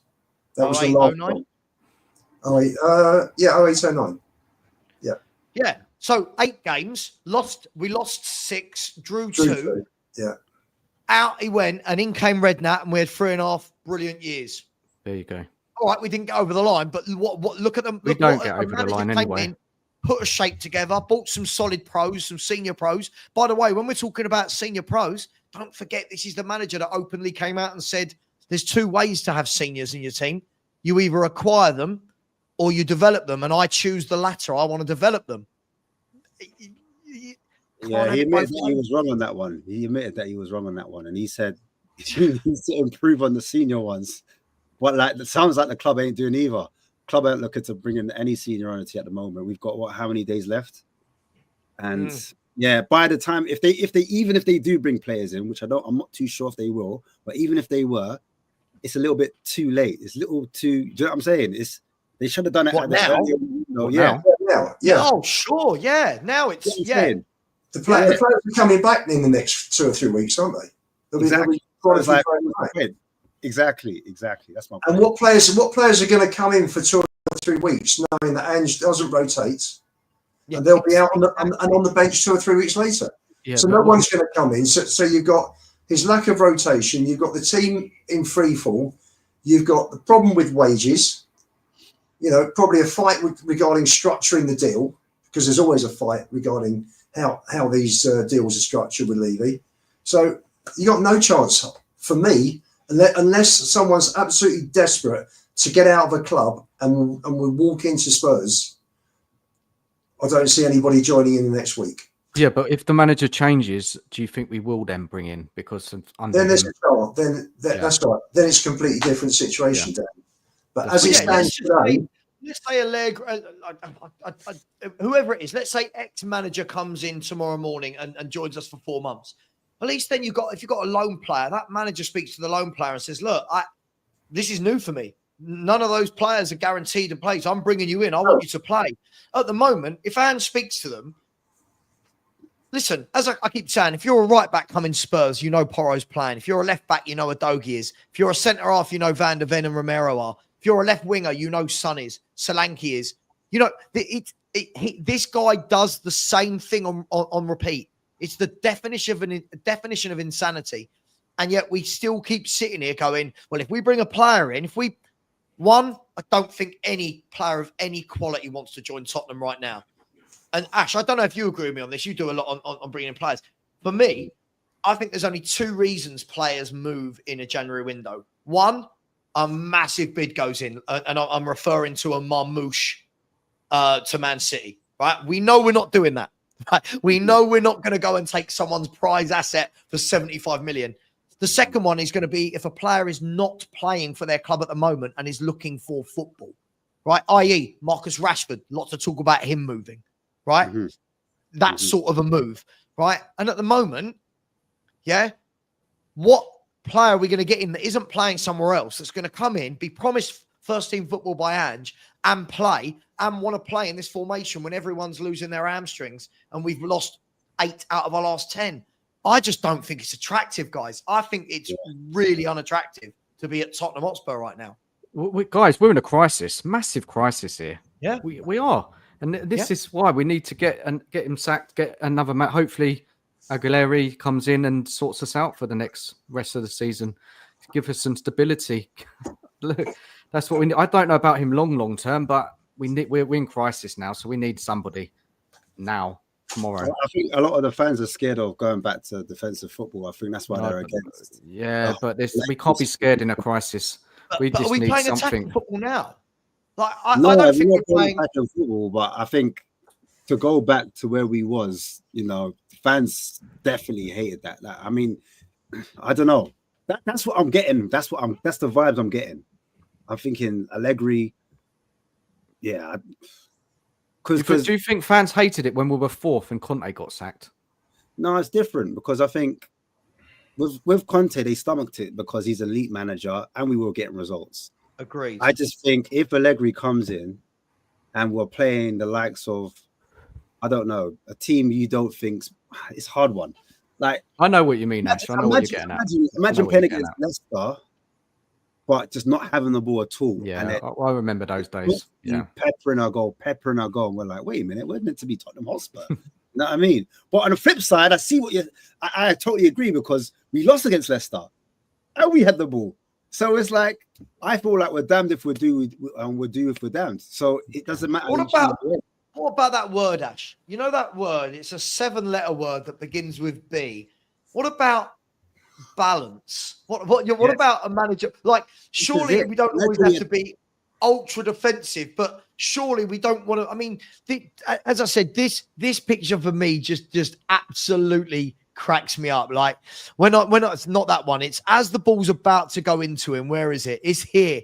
Like, look at the gap in the middle of that park. Like, no top manager leaves their team like that. No top. Look at it. It's just utterly shambolic. Like, and people confuse that with attacking football. There's a difference between being completely out of shape and attacking. I don't know, lads. I don't know. I've noticed a lot of my friends though that normally come in and stick up for Ange don't seem to be around in the chat tonight. A lot of them don't seem to be here. No doubt if we beat Elfsborg, they'll be back in the chat talking about Ange Ball and how well he's done. Guys, let me ask. Let's move the conversation on. We've got Liverpool away. We've got Villa in the cup. I know people say, let's just concentrate on the cup. Let's assume we go with whatever that mindset means. Can anyone see in any way, shape or form that we can control Aston Villa or Liverpool away from home the way we are right now?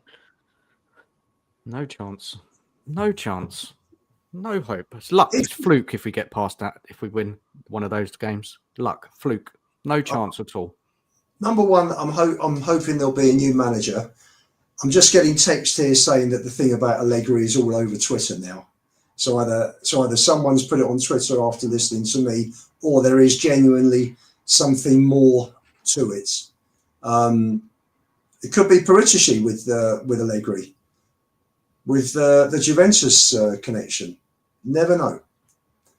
Would you take it like? But if it's for 6 months, right? It's if it's a 4 to 6 months still, I've got no problem with it. I'm not sure how I'd feel about Allegri for 3 or 4 years, but what I do know is we just wouldn't be this shit under Allegri. I truly, that's all I know at this stage.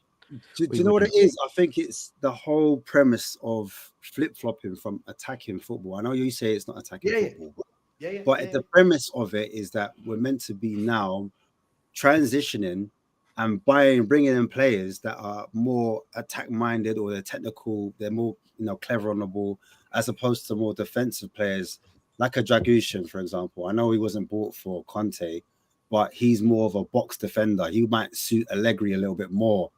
Do you know what I mean? And so I think the fan base would be like, we've moved away from defensive and we're going all the way to attacking. Now you're going to go back to defensive again. Like, it doesn't make any sense. It's just that there's no direction. And remember, they brought Langer in and they changed the academy to say, look, we're going in this direction now. And every player we're going to bring in, doesn't matter what manager we get, it's going to be this style.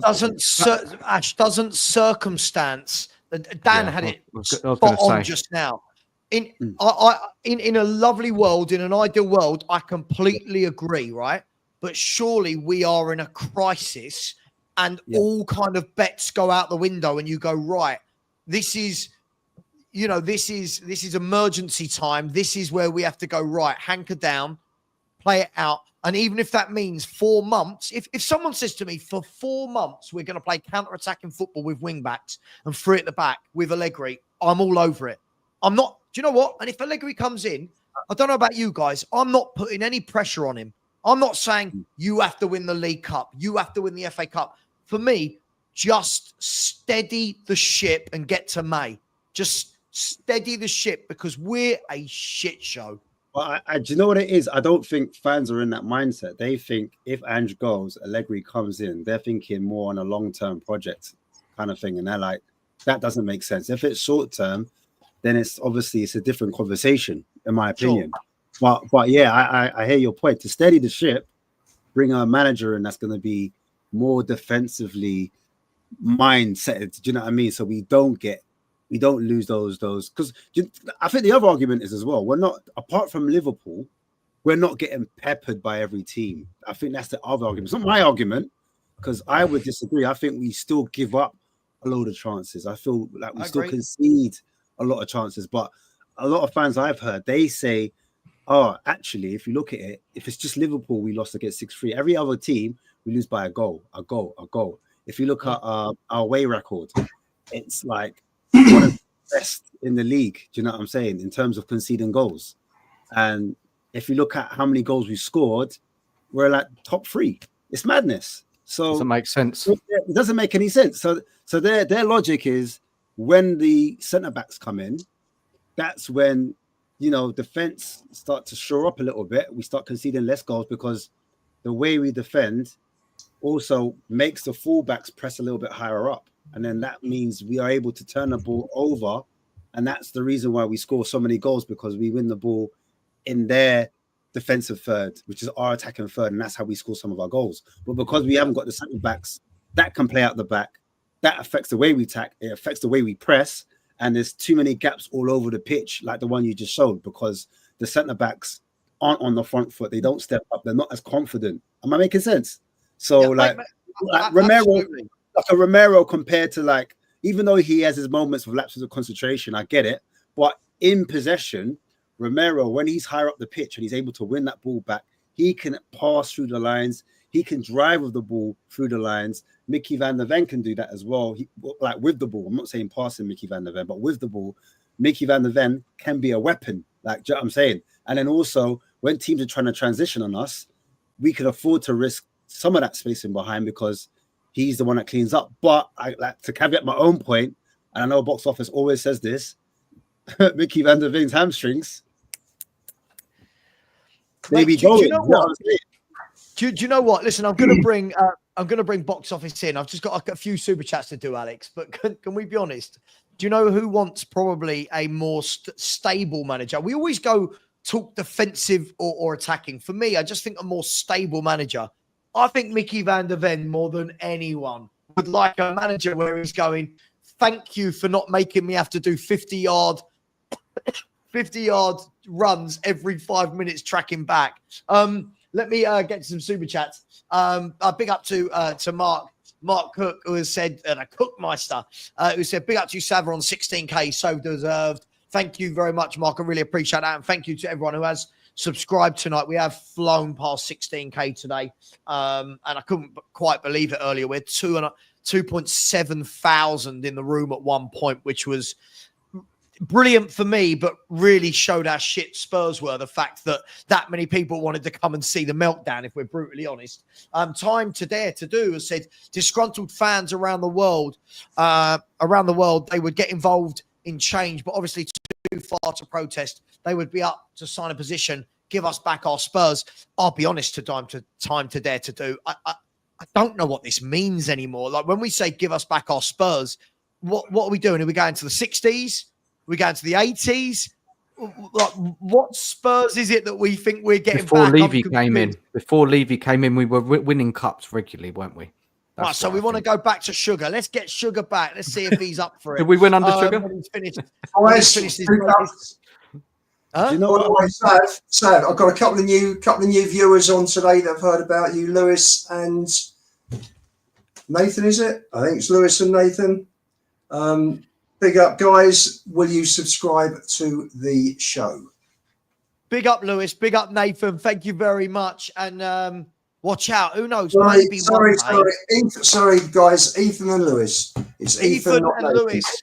And if there's a Nathan out there as well, big up to you guys. Maybe one day TalkSport or Sky Sports might let someone like me on who tell the truth about Spurs rather than all the absolute lies and nonsense the big channels will tell you. Oh, well, sorry, not sorry. Sheriff, the other Mark has said 10 p.m. Adele 5 concerts booked in. Sheriff, sod that. Can Adele play centre half? Let's get her in, mate. We'll see if she can go in a back three.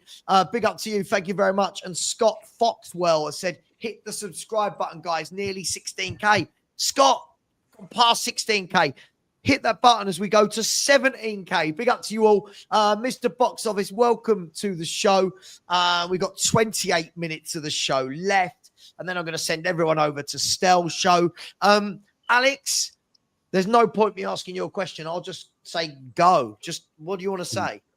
I don't need to go because I've already unleashed on Mr. Box Office TV already, and I'm already on another show already as well. Which unfortunately, I think it had to just come out because I blew. I just gone because I expected us to win against Leicester to actually literally grind out a result, but Leicester City know they're in a relegation battle at the moment. Then Tottenham Hotspur, our manager, to be honest with you. I'm not happy that we're linked with Allegri. I'm really not happy that with Allegri. I think it's a terrible decision. Terrible decision because I'm just thinking we're not learning. We are not learning. Allegri Alex, wants experienced players. Just quickly, even if it's an interim, like even if we're saying for 4 months to steady the ship until the summer, isn't that different to us not learning about giving someone like that a 4 or 5 year contract?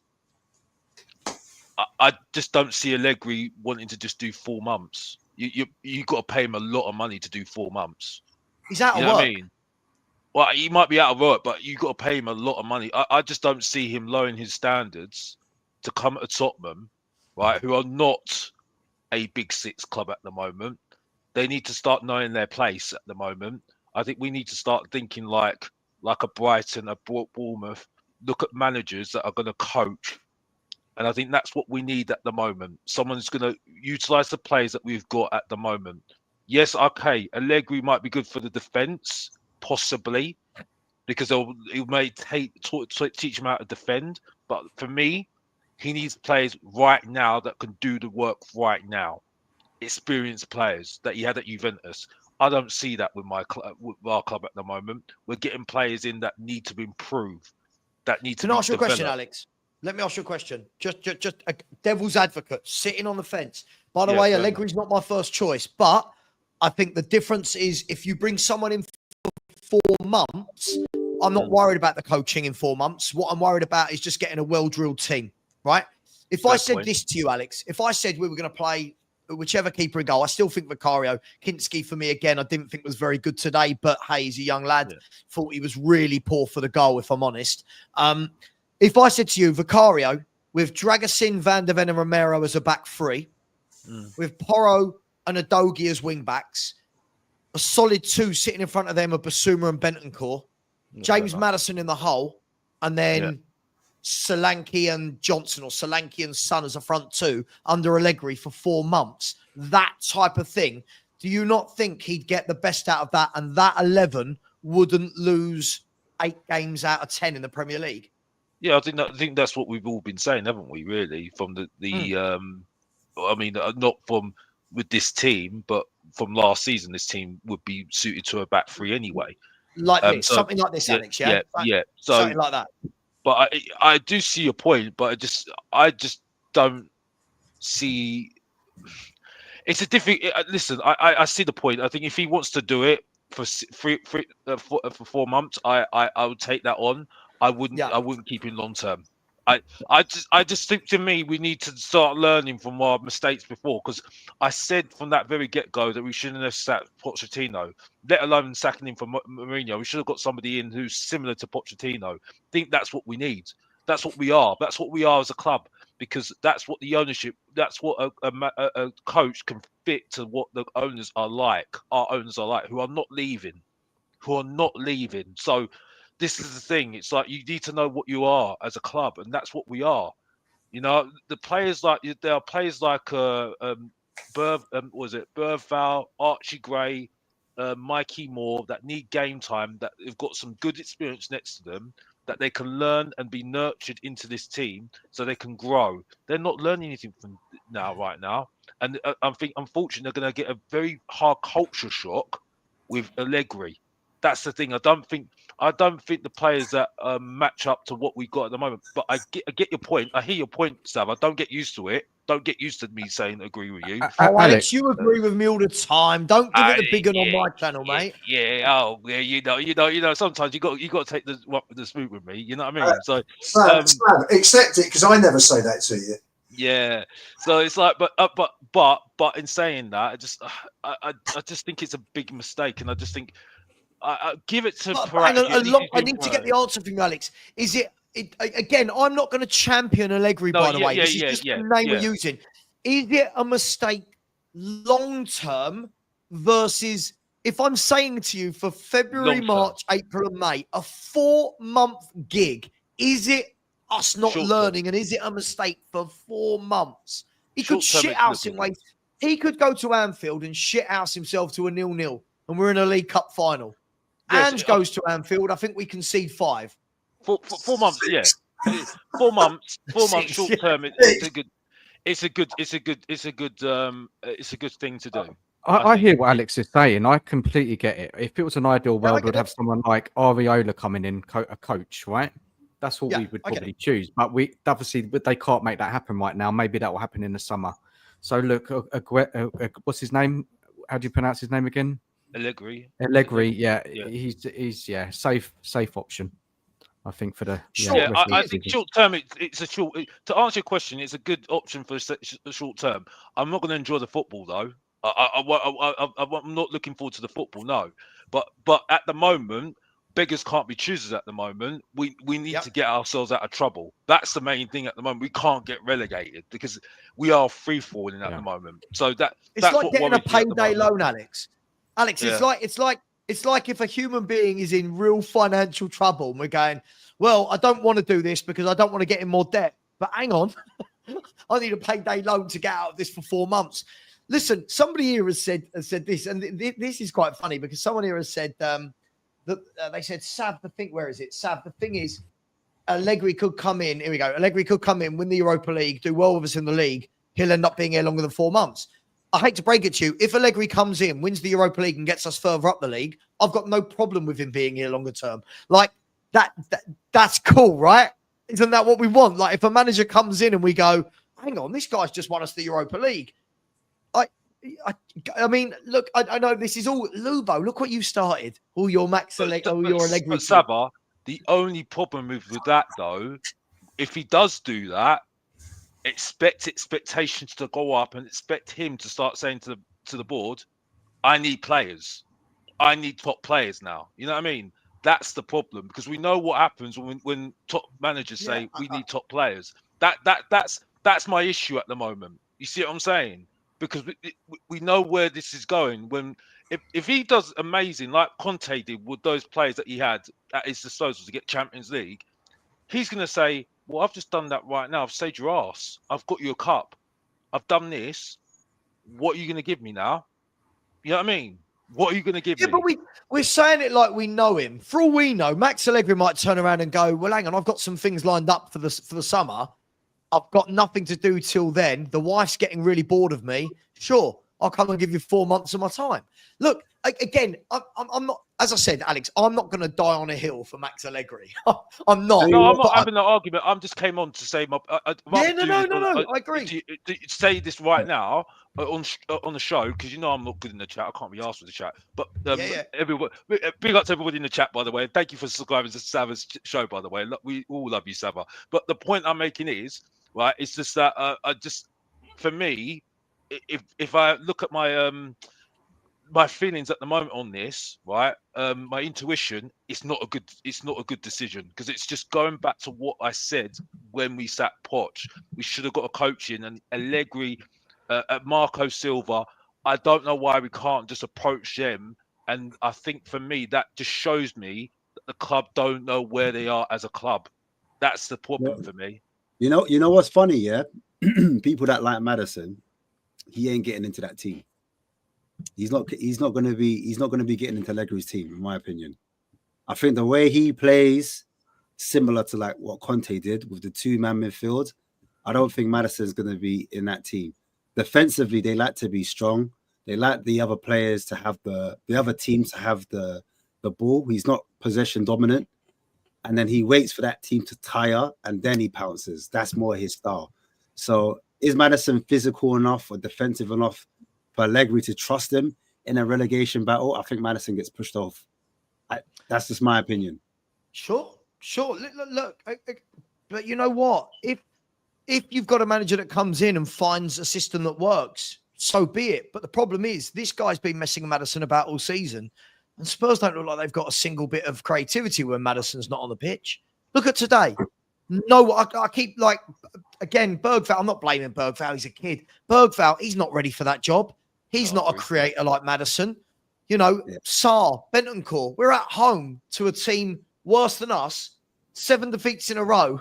You ain't got anyone in the middle of the park that likes to pull strings. So is it that different from now, Ash? I would say Bergvall's more of an 8 or not 8, a centre mid, rather than a player that plays behind in that pocket behind the striker. Do you know what I'm saying? I agree with you. Bergvall is competition for Sarr, not Bergvall's competition for Maddison. It might So I think Kulu and Maddison, they're fighting for one spot. Do you know what I mean? But today, obviously, we've got no right winger. We've got no physicality on either channel. On either wing, we've got no physicality. Son's not physical on the left wing. And then obviously Kulusevski is physical on the right wing, but Johnson, obviously, he's not fit. So, but he's not a physical right winger. And in the Premier League, I think you need wingers that are either quick and they like to take their man on, or they've got a bit of physicality about them and they're able to hold players off. Kulu's completely exhausted.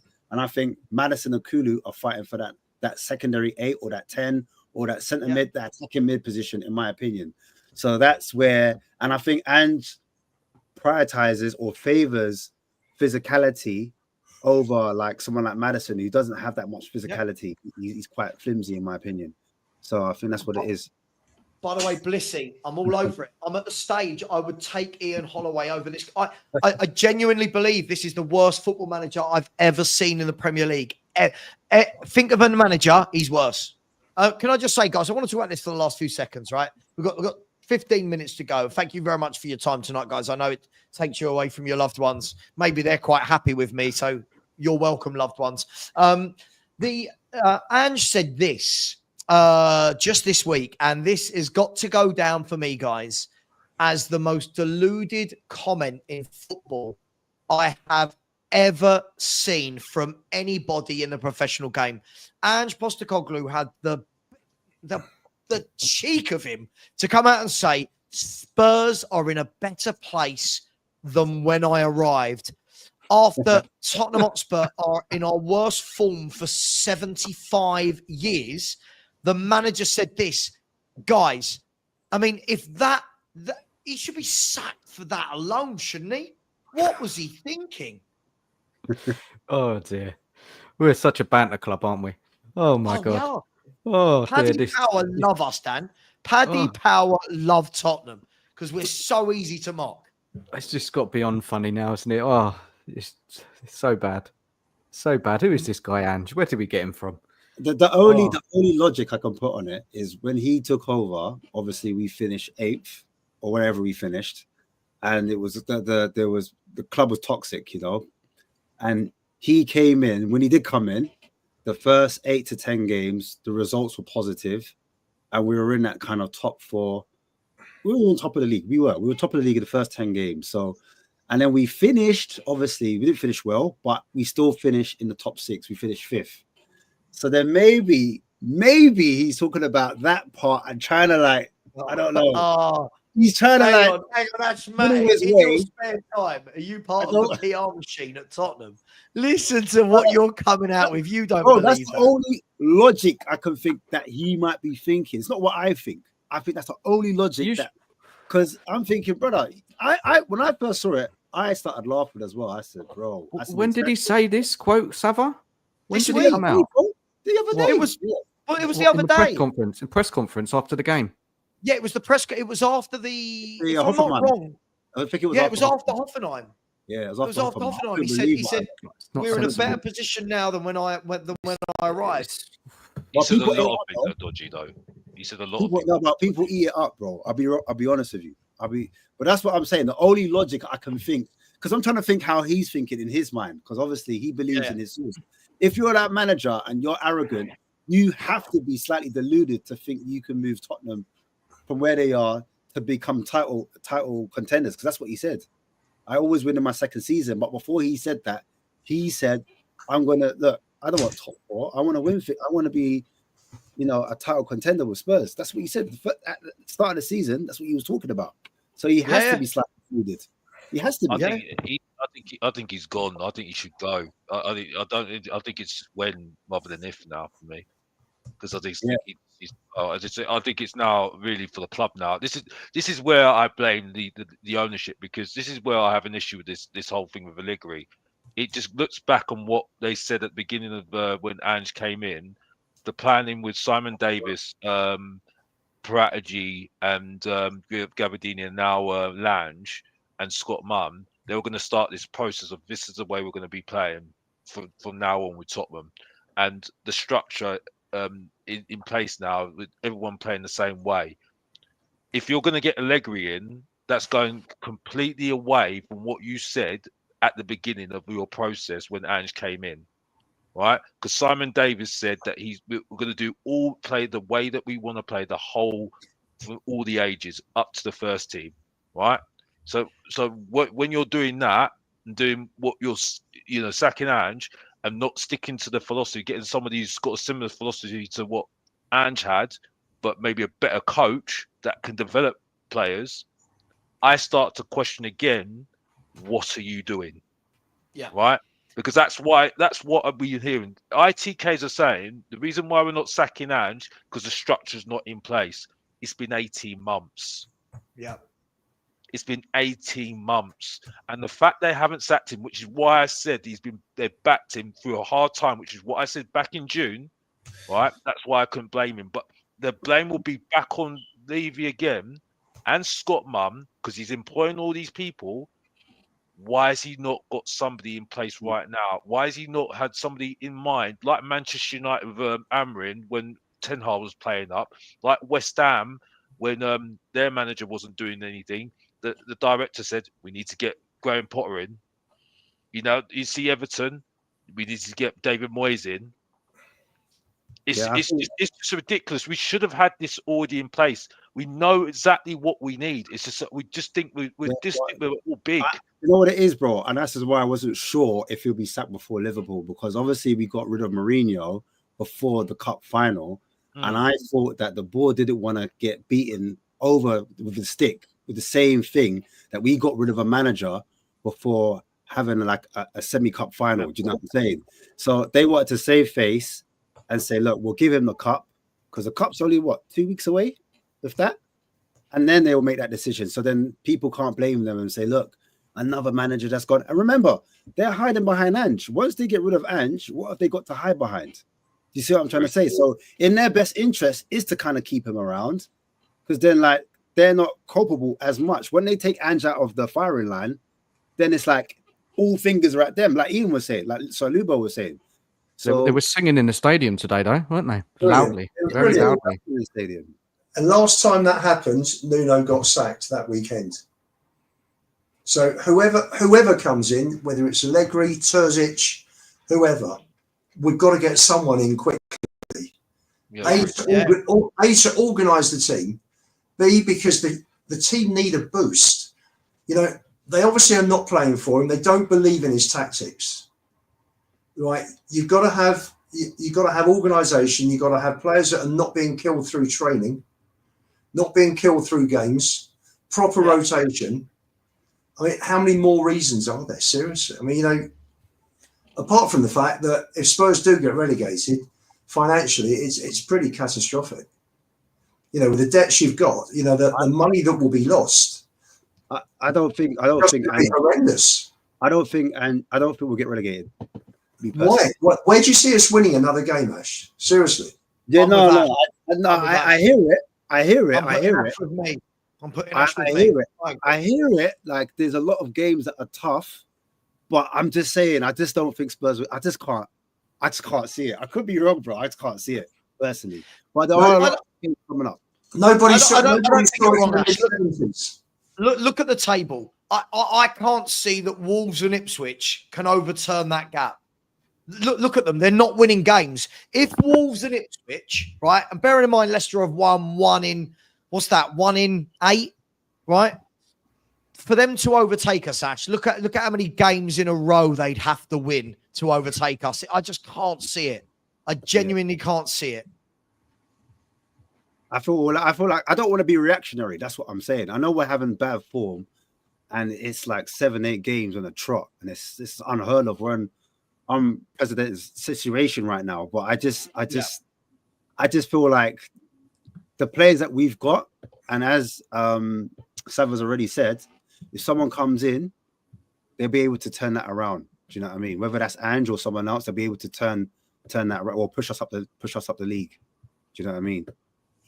No, I absolutely agree. Listen, for the last few minutes, we've only got 7 minutes left. I do want to talk about something. Got a couple of super chats and then a question from my mate Mike Zappa, who I met in an airport at Dominican Republic. It's funny where you meet people from YouTube, isn't it? Matt Carney has said, would you prefer a manager that players loved or feared? Both approaches can bring out the best in players, but which one would you prefer? I mean, for me, Matt, I just want a manager that the players are going to respect. I don't think it necessarily has to be love or fear. I want a manager that the players go, you know what?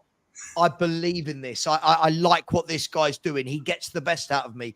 And at the moment, I don't think Ange gets the best out of a single footballer at this football club. That's just my opinion, mate. But thank you very much, Matt. I really appreciate that. Thank you very much. This is payback this is shouted at me, by the way. This is payback for Tottenham from the football gods for crimes against football, for spending 55 million on that bum Brennan Johnson. I don't know what to say to that. Thank you so much. Thank you. I really appreciate that. DMB Forever coming in with his customary super sticker as he does every show. Thank you very much. What I will say is we've got 6 minutes of the show left. There's still 1,500 of you in here.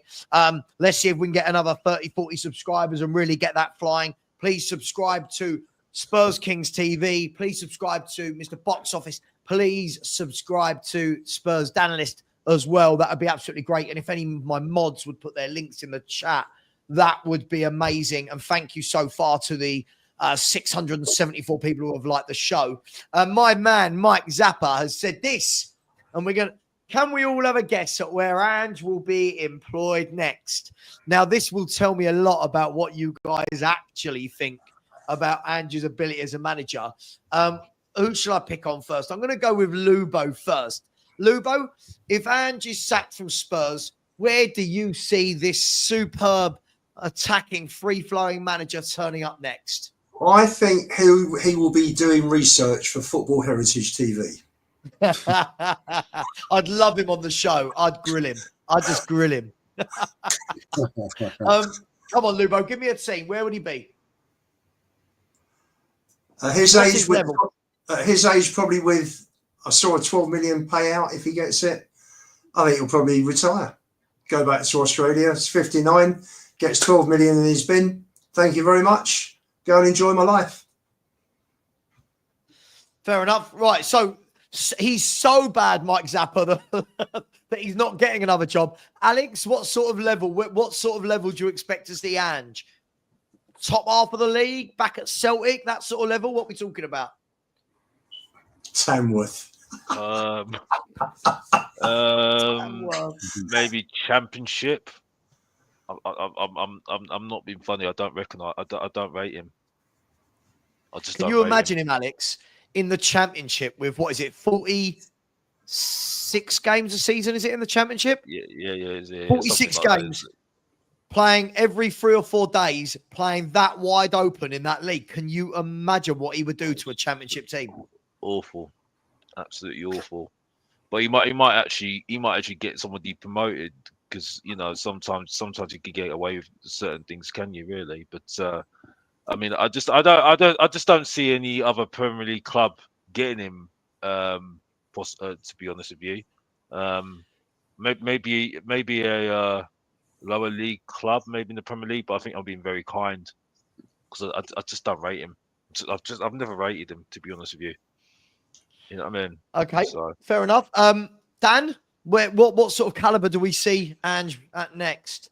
Oh, we're talking about him like he's gone, thank God. But we're talking about him like he's gone. Where do you see him? Well, Celtic might have him back, maybe. Maybe an international job. Not a big country, just a smaller country, maybe. National team, maybe. That's it, really. Not the Championship. No, I don't think so. Can you imagine at Real Madrid? Big up, Jacob. Hope you're well, brother. Can you imagine at Real Madrid? They'd have their white hankies out the first time he plays that high line, and no one defending. They would have hounded this man out after 10 games. He would be gone. Big up to you, Jacob. Hope you're well, bro. Hope you and the family are well. Ash, what do you think? Where would he pop up? Can you see him getting a top half Premier League job? I'd say maybe like Greece or something like that. Maybe he goes back to his homeland, does a job there. Do you know what I'm saying? Maybe even a Panathinaikos or something like that. Yeah, I'm not too sure. Wow. Yeah, that would make sense, though, wouldn't it? Because he did all right in Scotland when there's only a couple of good teams. So maybe. Well, the funny thing is, when you said maybe he'll go back to Celtic, I was just sitting there thinking, I've got a couple of mates who support Celtic. And I'm thinking, if they were watching this right now, they'd be going right off. They're doing exactly what they were doing with Ange under Brendan Rodgers, plus doing better in Europe. So, I mean, it's madness. Listen, I don't think that this guy's cut out for a top league. I truly don't. I would say if he was younger and willing to adapt and learn and mold away from his kamikaze style of football, I truly think he could go to a top league and learn. I just think at that age, like Lubo says, I can't imagine that a top team would look at him after this stint at Spurs and say, we need that wide open booing at our stadium. I just genuinely can't see that would be a thing. Guys, just before we go, I just want to get some predictions from all of you. Next 3 games coming up, we've got Elfsborg, followed by quickly Savva, Brentford, followed by Lubo. Help me out, Liverpool. Is that the 3? Right. Okay. Elfsborg at home. Elfsborg. I'm thankful we've got Elfsborg. Elfsborg at home. Brentford away, and Brentford have got one of the best home form in the country, don't they? And then Liverpool away. Champions elect at Anfield. What are we expecting from these games, Ash? I'm going to start with you. 3 different competitions. Yeah. What we saying? Yeah, well, we should beat Elfsborg. I hope. But then Liverpool, and Brentford first. Yeah, I don't see us winning there. We often struggle away at Brentford as well at the Amex, not the Amex, sorry, the G-Tech Stadium. So yeah, I think that'll be challenging. Especially I call them Batman and Robin, man. In Bremo and Wisa, Hobson Shaw. Those 2, yeah, they're deadly, bro. So I expect them to give us a bit of trouble. Isn't this like what you said earlier, Ash? Remember earlier you said, you don't need to be in Europe. You don't need to be spending 50, 60 million pounds on players. Where did Bournemouth get Mbeumo and Vissa from, and for how cheap? Answers on a postcard. How much did Mbuemo and Vissa cost Brentford? This is my point, bro. This is my point. So I think maybe like 10 similar amounts for what the Bournemouth played for their players, 10 million, 15 million at most. So there are players, but it comes down to the recruitment and the scouting. And unfortunately, when Langer or Lange, whatever you want to call it, when he left his club, actually at Aston Villa, didn't he leave them when he was 15th? Ironic. Yeah. I'm just saying. Maybe. I don't know. I could be wrong. I could be wrong, innit? I could be wrong. So everyone needs to be looked at. No one is free for me. Like the manager, obviously the recruitment team, even Mackenzie and them, man. Like all of them need to be all looked at. The coaches, of course, all the coaches. I don't understand why we still got the likes of Yedelek. Yedelek was the academy of what? I think Aston Villa or something. He had the under 17s. That was his first job. Do you know what I'm saying? Like, why are we getting academy brother that was looking after the under 17s to come into our coach to coach the senior pros? And he's like the same age as Son. Is Son going to respect him? Like, I don't understand. We need coaches with some experience coming in, having something a bit about them. But this is what it is. And he got a bit too arrogant, in my opinion, saying like, you do. Yeah. Totally agree, Ash. Coaches like you need to have coaches that challenge you and bring you up another level. Do you know what I'm saying? And obviously, the Matt Wells, where did he come from? Wasn't it Fulham? I think was it Fulham he got relegated with, and Bournemouth. Yeah, I think so. Yeah. So he was Scott Parker was around. Is him and Scott Parker talking? Obviously, an ex-Spurs man there again. Well, again, like, is that the level that you want to kind of challenge you on points? You see what I'm trying to say? So it's all these type of questions. I don't know. Maddison, I didn't even speak about this. Maddison was sore and he was walking out. And I'm like, bro, it doesn't matter if you're sore. Like, Saw apparently played injured, so there's no excuse. She should be in the squad. So I talked about this actually before the thing. We don't know what that meant, do we? We don't know. What I'm saying, but what I'm saying is Maddison saying, I don't believe in the manager, the gaffer. That's why he's doing. That's what I was going to throw that. He hates the manager. But that's what I was throwing out. He hates the manager. You can see that, Ash. He has got no time for this manager. This is it. So I don't know if he's lost like more players. You know what I mean? Everyone's like, I'm injured, but then like, are you really injured? Like Basuma. Can you imagine him going, I'm sore. How sore? Oh, so sore. So sore. I can't walk, Ange. I don't fancy Leicester City, mate. I don't fancy my old club. All right. So Ash, come on. Wins or draws for those games? Give me it quickly. Win, loss. Win, loss. Box office. Elfsborg, Brentford away, Liverpool away. Win. I think we'll just win against Elfsborg. Draw against Brentford. And lost against Liverpool. So out the cup, no further up in the league table, but safely through to the next stage of the Europa. Like it, Dan? Narrow win in the week and then 2 defeats. Narrow win against the mighty Elfsborg and 2 defeats. Fair enough. Lubo? Which manager? Ange, Allegri, or the overall chicken? Which one? Ange is the manager, on the assumption that Ange is our manager. Defeat. Well, look, just before we go, a couple of things that I thought I'd show you that I brought on. This made me laugh. Tottenham, the last time Tottenham played a team in a 7-game losing streak. They said the last time we lost against a team on a 7-game losing streak was in 1912. 1912. Ange Postecoglou, it said here, he has a 1.04 points per game, the lowest for 75 years. You think the other week we were talking about this is the lowest for 17 years. He's now added on a 50-odd year, whatever, to his selection. That's right. 77. I think we finished up with. I think we're on something like 36 points from 42 games. Maybe not. Maybe it is. Which is 0 points. I don't know. 86, 84. All right, Something Lupo. All right, the worst for 50 years. All right. We've gone for 50, yeah, because that makes it all better. This is what my mate messaged me. I'm not going to tell you who, but while I was streaming earlier, my mate said, I know you're busy with shows. I just want to remind people, at the start of the season, Ange said there was no reason this squad couldn't challenge for the league. Not conditional on buying new players, not conditional on keeping everyone fit. No reason. Shows you how ridiculously deluded he is. And then we'll go to this just to show you the last 12 games. Look at Palace and West Ham compared to us. And now Man United have added another 3 points to that. Utter shambolic. Listen, I'm going to say thank you very much to absolutely everyone. I'm going to send you over to Tottenham away now. You don't have to do anything. Once the show ends, it will take you there. Just type in Savva Raid to show the love. Ash, Alex, Dan, Lubo, thanks very much. One day we're going to come on here. We're going to actually be celebrating winning something or being in good form. Thank you so much. Hang on. And we'll leave the last message can go to my mate, Carabao Gauntlet, who said, Ange ain't getting the sack, you imbeciles.